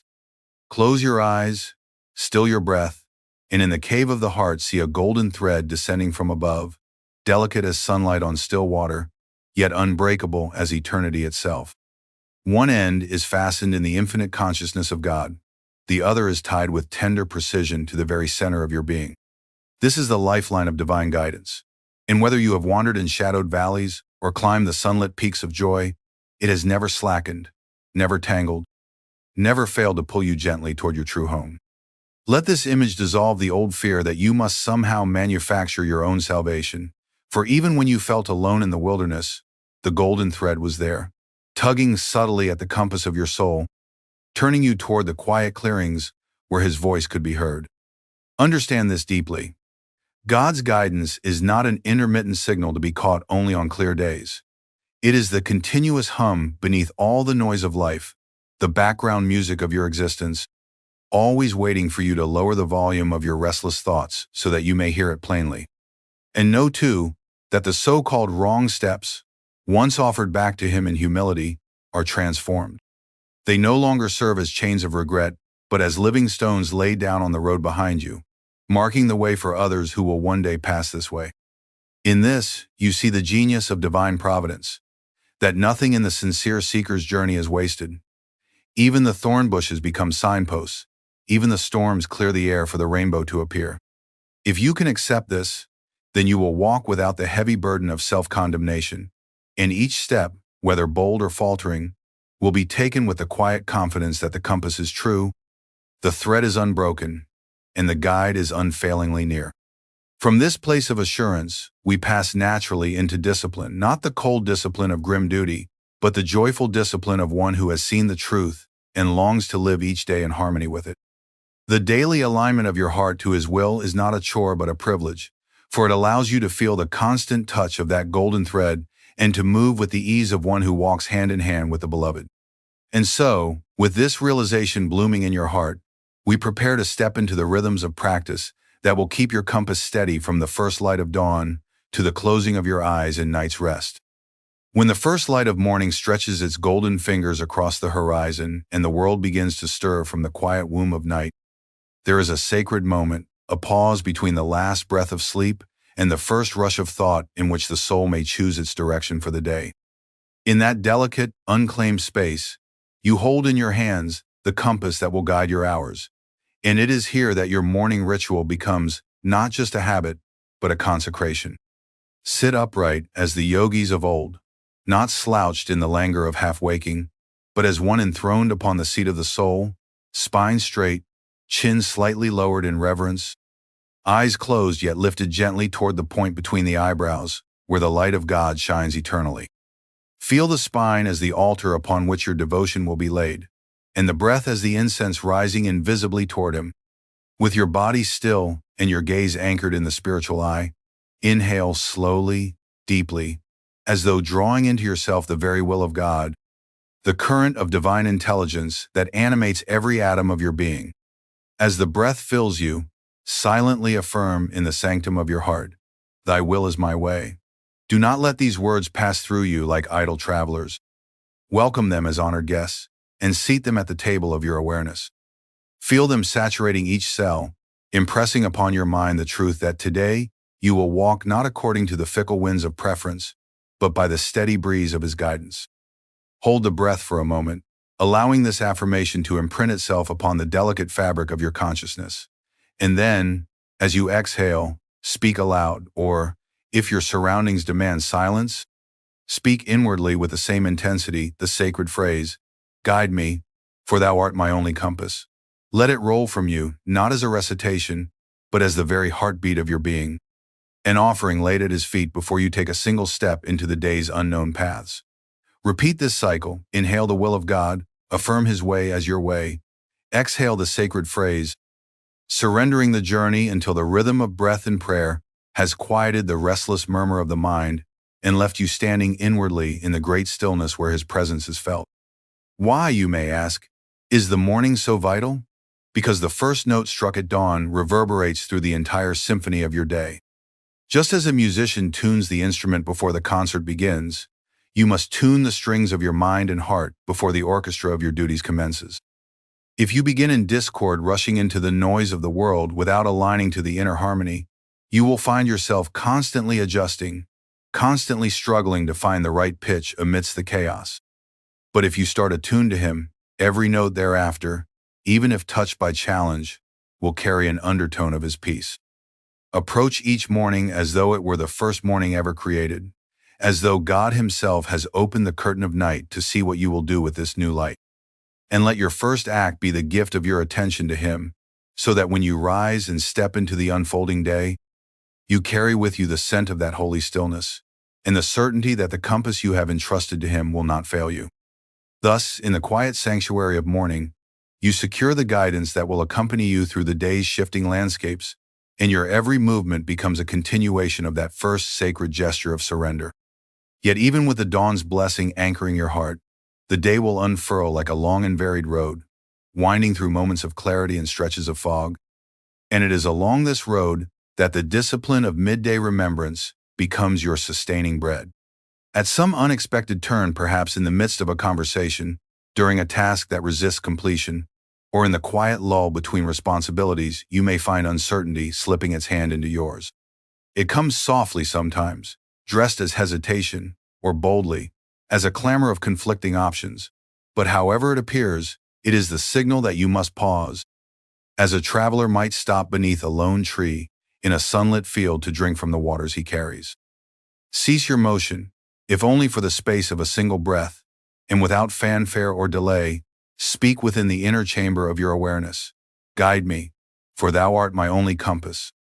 Let that phrase be the lantern you light in the sudden dimness, and as you do, envision ahead of you a path that may be narrow but glows with a soft, sure radiance, like a trail lit by lanterns placed by invisible hands. See yourself stepping into that light, not because you have plotted its course with logic, but because the pull of its warmth assures you it will lead where you must go. In this way, the phrase becomes not merely a request but an act of stepping into trust, a decision to move forward in faith rather than stand paralyzed in the shadow of indecision. And when the evening draws near, as the sun bows its head and the colors of the day fade into the silver quiet of dusk, there comes the sacred closing of the circle. Before the demands of the night claim you, set aside a few moments to walk backward through the corridors of your day, not with the critical eye of judgment but with the gentle gaze of gratitude.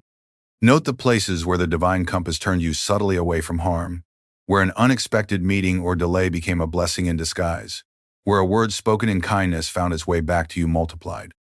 Even if there were moments you did not follow the nudge, Notice that the thread was still there, waiting for your hand to find it again. Then, with a heart warmed by this review, speak the evening's offering. Thou hast led me, even when I knew it not. Let these words fall like petals into the still pond of your mind, rippling outward with the fragrance of humility and joy. In saying them, you acknowledge that God's guidance is not always perceived in the moment, but that it works silently, weaving the pattern of your days whether you see the design or not. This gratitude is the fertile soil in which tomorrow's guidance will grow, for the soul that gives thanks for past blessings opens itself wide to receive new ones. Thus the day ends as it began, with the heart turned toward the beloved, the compass steady in his keeping, and the soul resting in the sure knowledge that it has not walked alone. This threefold rhythm, the morning's consecration, the midday's remembrance, and the evening's gratitude, forms the unbroken circle of divine companionship, ensuring that whether the path is bright or dim, your steps are always aligned with the quiet, unwavering guidance of the one who walks within you. The heart is strengthened not only by personal practice, but also by the witness of lives transformed. For when you see the footprints of divine guidance in another's journey, your own trust deepens, and your courage to follow increases. Let me offer you first a parable, simple in form, yet rich in truth. A lone traveler wandered across a vast desert under the oppressive weight of a sun that seemed determined to bleach all hope from the earth. His canteen had run dry, and the horizon offered only more dunes shifting, silent, merciless. Yet in the emptiness, he caught the faintest scent, sweet and alive, carried on the wind. He closed his eyes, turned toward it instinctively, and began to walk. Over ridge after ridge he moved, guided not by sight, but by that unseen fragrance, until at last the sand broke into an oasis, where palms leaned over cool waters and shade gathered like a benediction.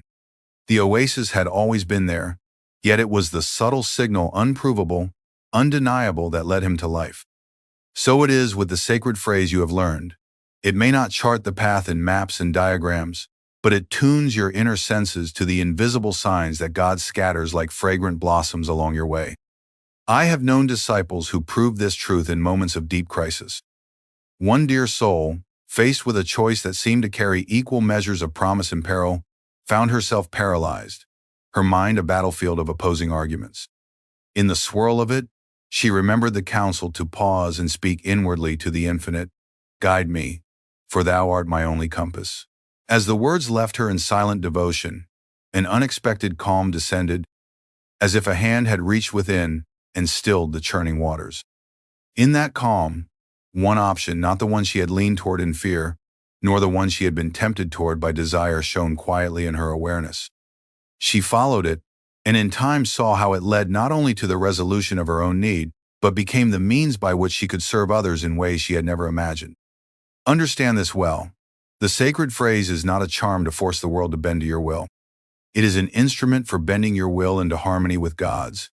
And in that harmony, what unfolds will bear the stamp of both necessity and blessing. The fragrance of divine guidance, once caught, becomes unmistakable. It will lead you, perhaps, to choices that surprise you, that challenge your comfort, but they will carry an undertone of rightness that no other option can match. So take these testimonies, the parable of the traveler, the lived experience of the disciple, as signposts for your own road. Let them remind you that you walk a path well trodden by those who have gone before, each step echoing with the affirmation that to call upon God sincerely is to be answered unfailingly. In this shared witness lies a great strength, for as your faith grows and you follow the compass of His love, your own life will one day serve as another testimony, another fragrance on the wind for some weary traveler yet to find their oasis. There comes a stage in the seeker's pilgrimage when the need to ask for guidance begins to dissolve into the quiet certainty that guidance is already flowing, constant as a river, and this is the higher intimacy toward which all prayer and surrender are leading you. At first, you must speak the sacred phrase often, as one calls out across a distance.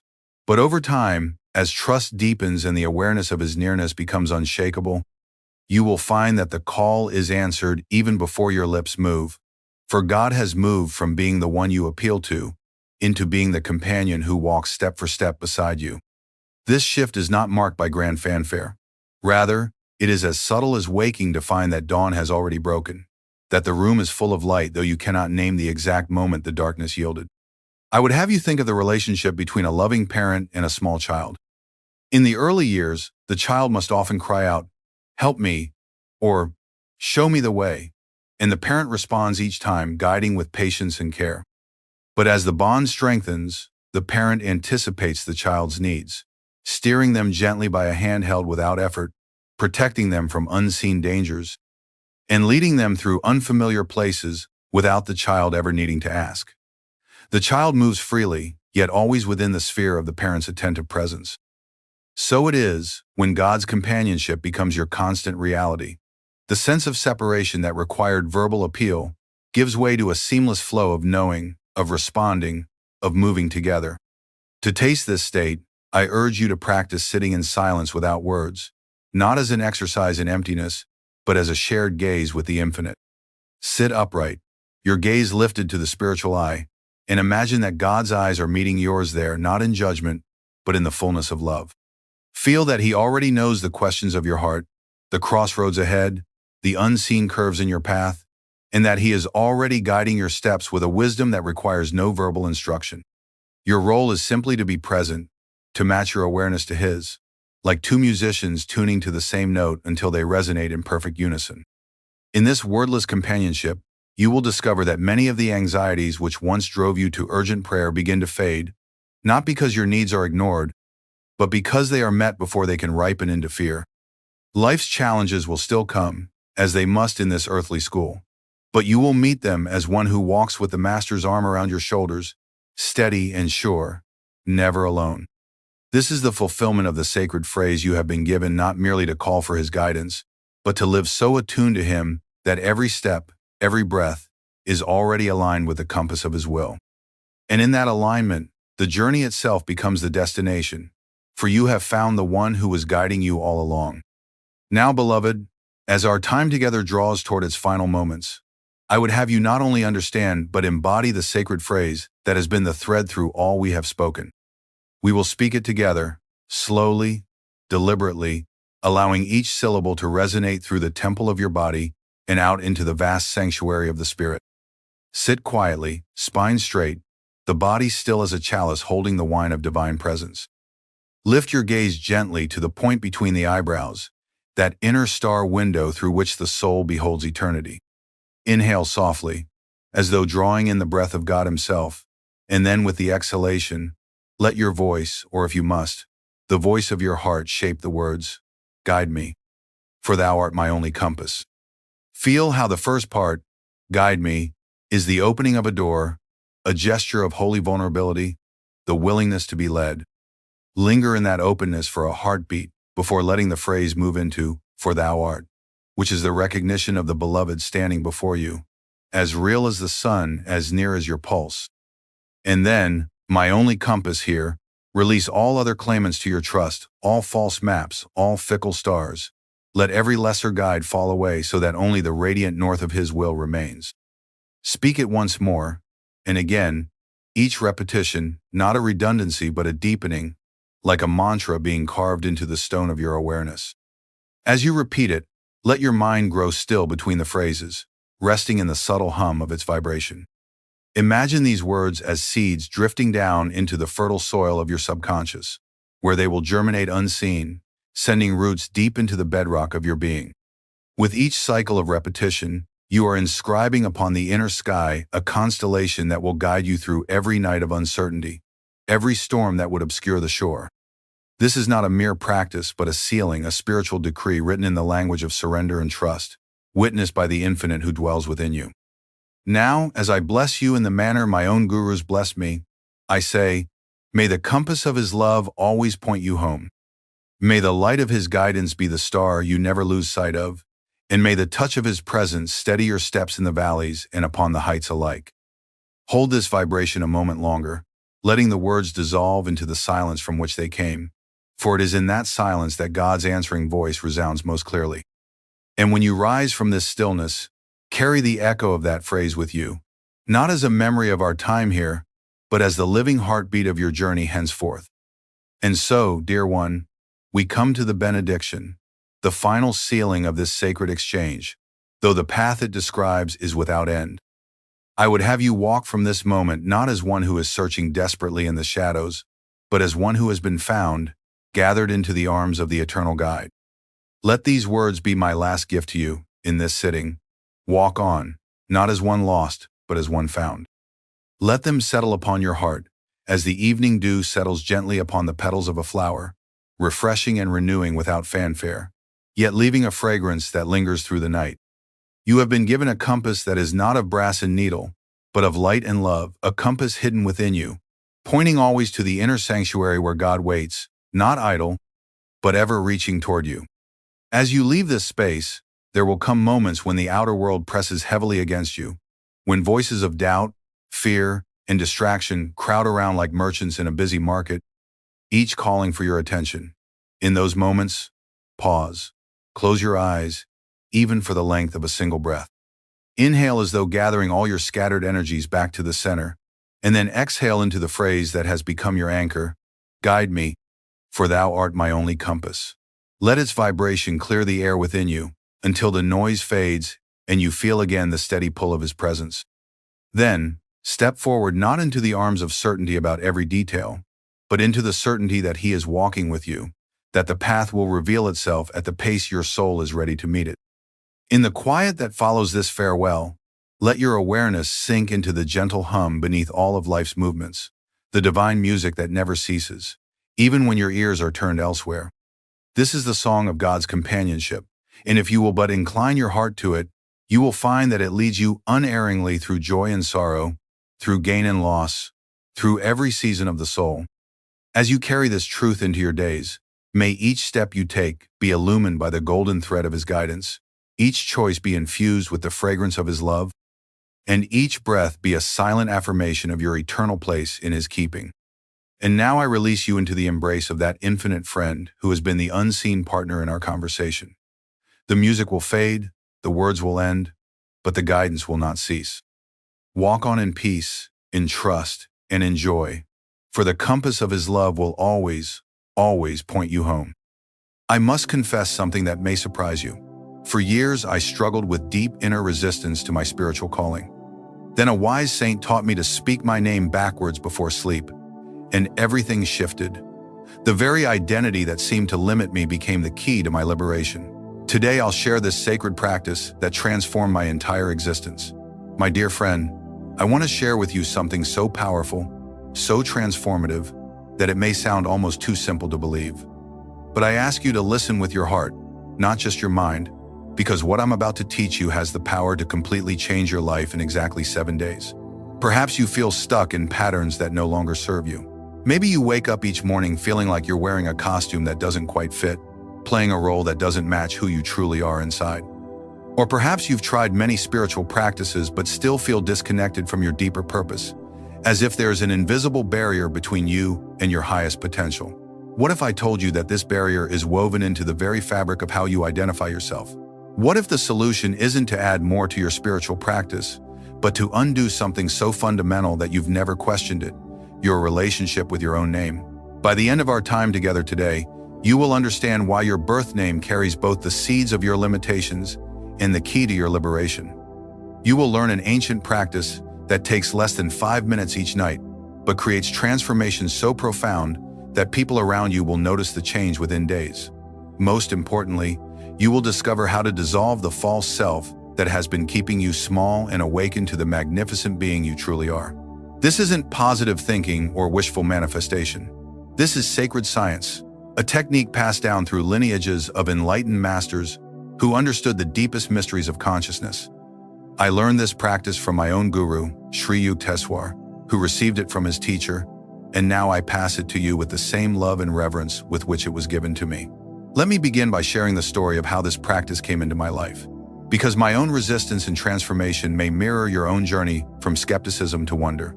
I was a young man then, perhaps 25 years old, living in the ashram and struggling with what I can only describe as a spiritual identity crisis. On the outside, I appeared to be progressing well in my studies and meditation practice. I could speak eloquently about yoga philosophy. I could sit in meditation for hours, and I was beginning to have experiences of expanded consciousness that thrilled and inspired me. But inside, there was a war raging.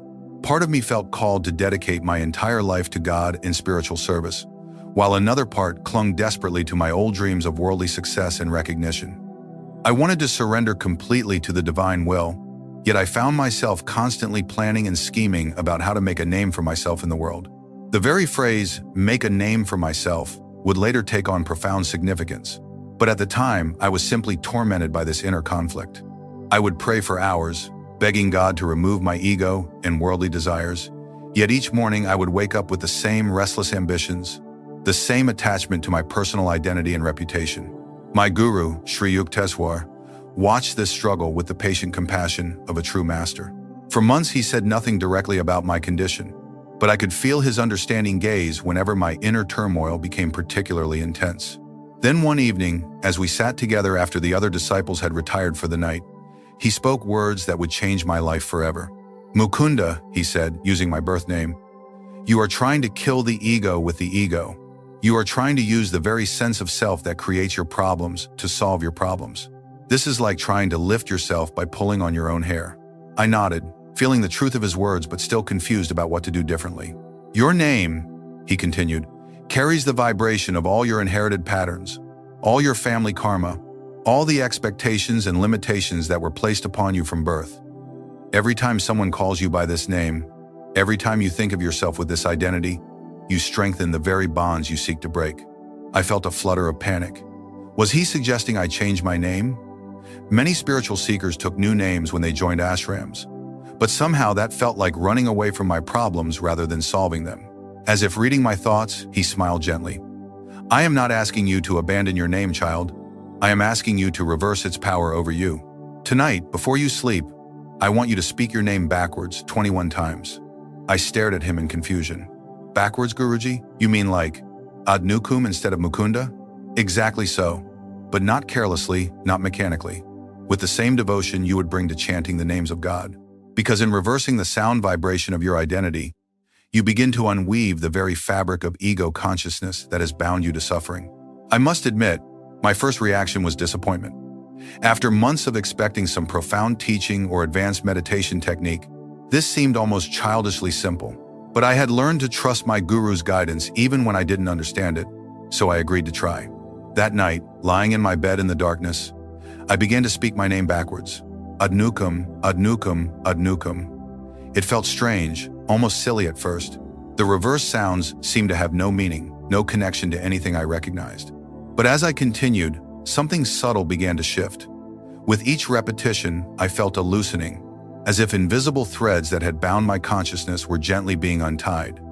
By the 15th repetition, I felt lighter somehow, as if a weight I hadn't realized I was carrying was beginning to lift. When I reached the 21st repetition, something remarkable happened. For just a moment, I couldn't remember who I was supposed to be.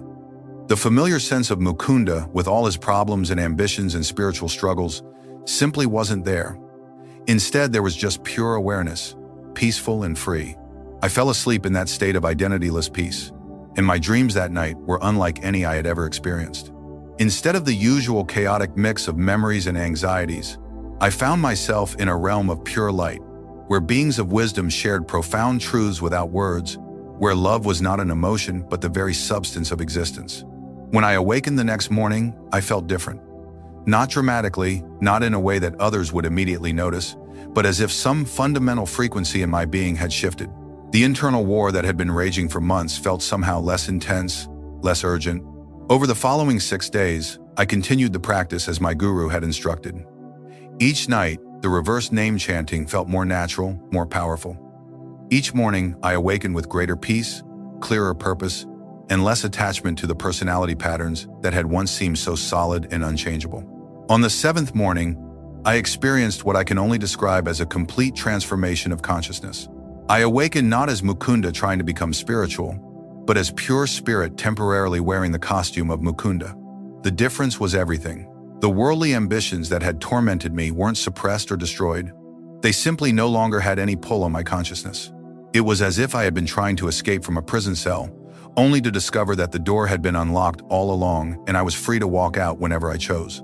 When I shared this experience with Sri Yukteswar, he nodded with deep satisfaction. "Now you understand," he said. "The name given to you at birth is both your greatest bondage and your key to liberation. When you reverse its vibration with spiritual consciousness, you reverse the very process by which ego identity is formed and maintained. But this profound experience raised questions that would deepen my understanding for years to come. Why does reversing your name create such powerful transformation? What is happening at the level of consciousness when we practice this technique? And how can something so simple produce results that years of other spiritual practices had failed to achieve? The answer, my friend, lies in understanding the sacred science of sound vibration and its effect on human consciousness. This is not superstition or wishful thinking, but precise spiritual technology that has been tested and refined by countless masters throughout history. Sound, you see, is not just vibration in the air. Sound is the fundamental creative force of the universe. The scriptures tell us that in the beginning was the Word, and that Word was with God, and that Word was God. This is not poetic metaphor, but literal truth. All creation emerges from cosmic sound vibrations, what the Sanskrit sages call the Aum or Om. Your name is not just a convenient label that others use to get your attention. Your name is a sound formula that has been shaping your consciousness every single day since birth. Every time you hear your name spoken, every time you think of yourself with that identity, you strengthen specific neural pathways in your brain and specific vibrational patterns in your subtle body. Think about it. How many thousands of times has your name been spoken in your presence? How many millions of times have you identified yourself with that particular sequence of sounds? Each repetition has reinforced certain beliefs about who you are, what you're capable of, what your limitations are, and what your role in the world should be. But here's what the ancient rishis discovered that modern psychology is only beginning to understand. The patterns created by forward sound vibration can be dissolved by reversed sound vibration. When you speak your name backwards with spiritual consciousness, you create what the Sanskrit masters called pratuloma, a backwards flow of energy that unravels the very conditioning that has kept you trapped in limited self-concepts. This isn't just theory. Modern neuroscience has proven that repetitive sound patterns, especially when practiced before sleep, literally rewire the neural networks in your brain. The state between waking and sleeping, what scientists call the hypnagogic state, is when your subconscious mind is most receptive to new programming. When you combine the power of reverse sound vibration with this highly receptive brain state, you create the perfect conditions for rapid transformation of consciousness. The ego patterns that took years to form can be dissolved in days when you know how to work with these natural laws of mind and sound. But there's something even more profound happening when you reverse your name with spiritual devotion. You're not just changing brain patterns, you're actually reversing the very process by which the soul becomes identified with limitation. You see, when you were born into this physical body, your eternal soul had to take on the costume of personality, the mask of individual identity, in order to function in this world of names and forms. This process of identification is necessary for human life, but it also creates the illusion that you are separate from God, separate from your true divine nature. Your birth name became the anchor point for this identification process. It became the central organizing principle around which all your ego patterns, your fears, your desires, your sense of limitation crystallized. In a very real sense, your name became your prison, even though it was also the vehicle for your soul's expression in this lifetime. When you speak your name backwards with devotion and surrender, you begin to reverse this identification process. You start to dissolve the crystallized patterns of ego consciousness and return to the fluid, unlimited awareness that is your true nature. The number 21 is not arbitrary. In the sacred numerology understood by the masters, 21 represents the completion of a full cycle of transformation. It takes exactly 21 repetitions to create the vibrational pattern necessary to dissolve one layer of ego identification and replace it with soul consciousness. And why 7 days? Because 7 represents the complete manifestation of spiritual change in the physical world. Just as God created the world in 7 days, your consciousness requires 7 cycles of this practice to complete the transformation from ego identification to soul realization.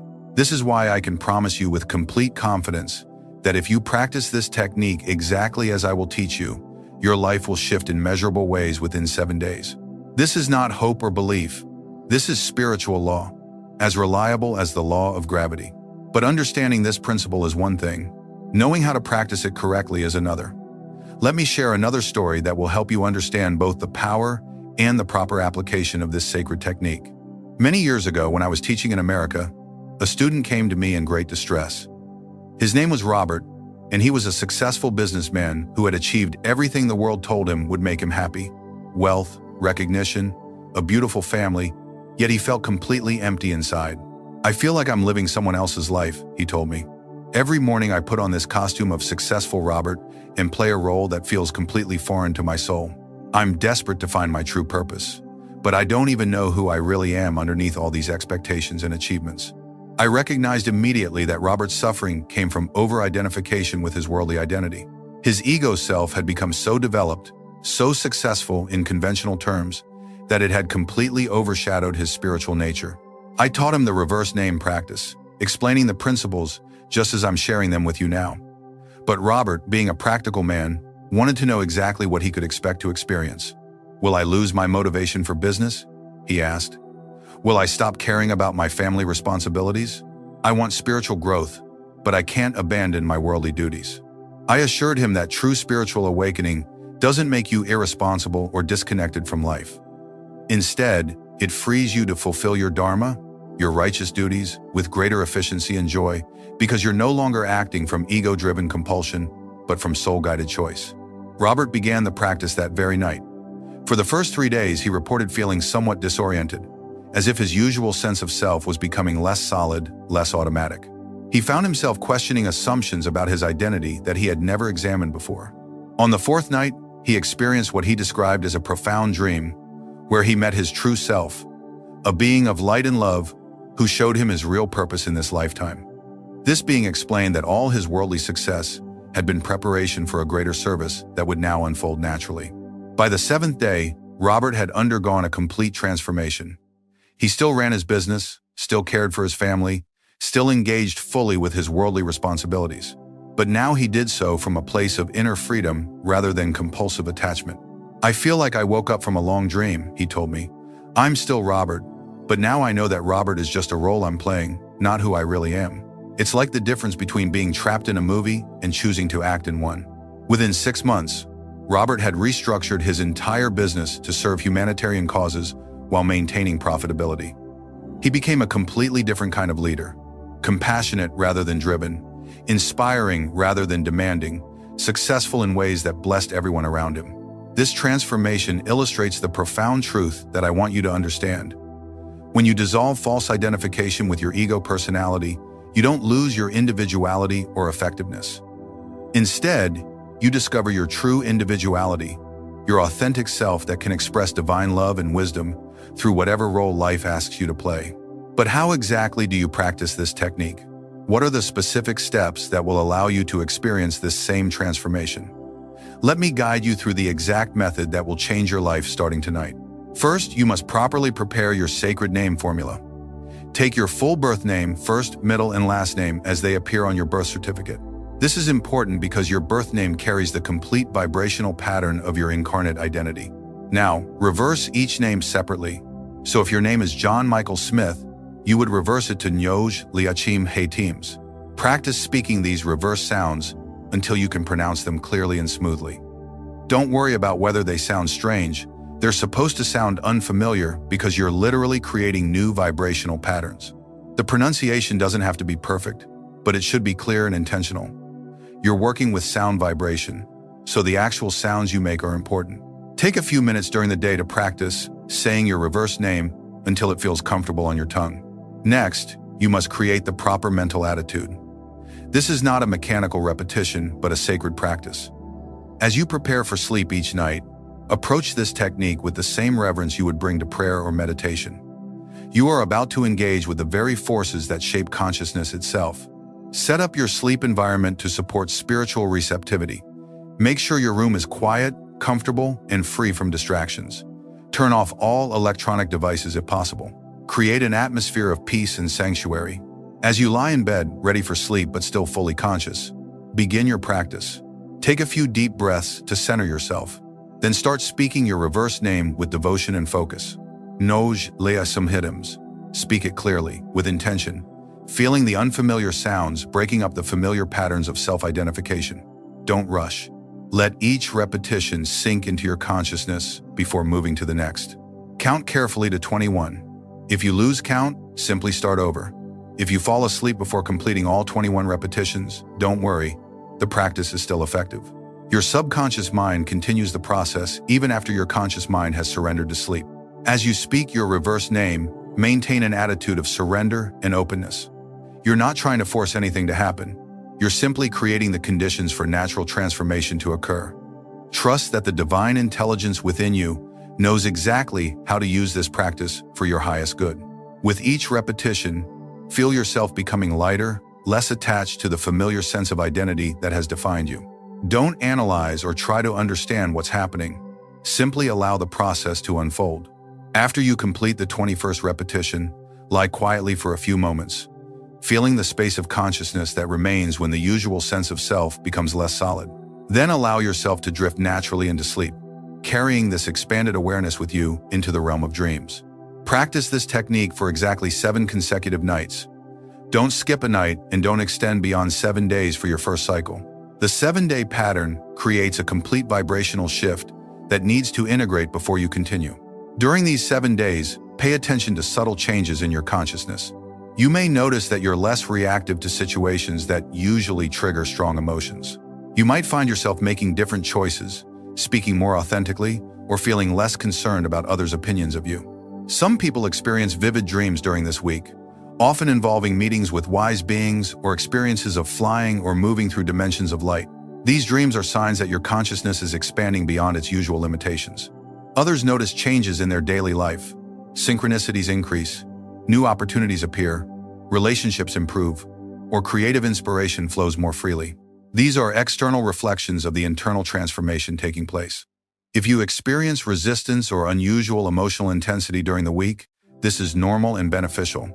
You're dissolving patterns that have been in place for years or even lifetimes. Sometimes the ego creates turbulence as it senses these deep changes occurring. Trust the process. Continue the practice with faith and patience. The divine intelligence that created your soul knows exactly how to guide this transformation for your highest good. After completing your first 7-day cycle, take a week off to allow the changes to integrate fully. Then, if you wish to deepen the practice, you can begin another 7-day cycle. Each cycle will dissolve deeper layers of false identification and reveal more of your authentic spiritual nature. Some advanced practitioners continue this technique for months or even years, using it as a foundation for ongoing spiritual transformation. Others find that 1 or 2 cycles provide all the shift they need to step into their true purpose and power. The key is to approach this practice with sincerity, devotion, and trust in the ancient wisdom that has guided countless souls to liberation. You're not just changing your mental patterns, you're reclaiming your birthright as a divine being temporarily expressing through human form. As we near the end of our time together, I want to share one final truth that may be the most important of all. This practice of reversing your name is ultimately about reversing the fundamental mistake that causes all human suffering, the belief that you are separate from God, separate from love, separate from your own divine nature. Every night as you speak your name backwards, you're symbolically undoing the process by which your infinite soul became identified with finite personality. You're remembering that beneath all the layers of conditioning, expectation, and learned limitation, you are already whole, already free, already one with the source of all existence. This technique works not because it adds something to you, but because it removes the barriers to recognizing what you have always been. Your true nature is not something you need to achieve or become. It's something you need to remember and uncover. When you reverse the sounds that have defined your ego identity, you create space for your soul identity to shine through. When you dissolve the false self that was built through years of conditioning, you discover the true self that has been patiently waiting beneath all the mental noise and emotional drama. This is why the practice is so simple yet so powerful. You don't need years of study or complex techniques to return to your natural state of divine consciousness. You just need to undo the mental habits that have convinced you that you are less than what you truly are. In 7 days, if you practice with sincerity and faith, you will begin to experience yourself as the unlimited being you have always been. You will start to live from your center rather than your circumstances, from your soul rather than your ego, from love rather than fear. Remember, dear soul, your name is not just a label. It is a sacred sound that has shaped your entire experience of self. When you reverse it with devotion and repeat it in that holy space before sleep, you are literally undoing the mental conditioning that has kept you bound to limitation. In 7 days, You will discover who you really are beneath all the layers of inherited identity. I am not the name I was given, nor the identity I inherited. I am the eternal self, expressing through sound and silence, form and formlessness, limitation and liberation. As I release attachment to who I thought I was, I awaken to the boundless being I have always been. My true name is written in the heart of God. If you're ready to transform your entire relationship with yourself, begin tonight. Subscribe to this channel for more ancient practices that create modern miracles. Like this video if you feel called to try this sacred technique, and return in 7 days to share your transformation in the comments. Your experience may inspire another soul to discover their true identity. May you find in the reversal of your earthly name the discovery of your eternal self. Peace. Amen.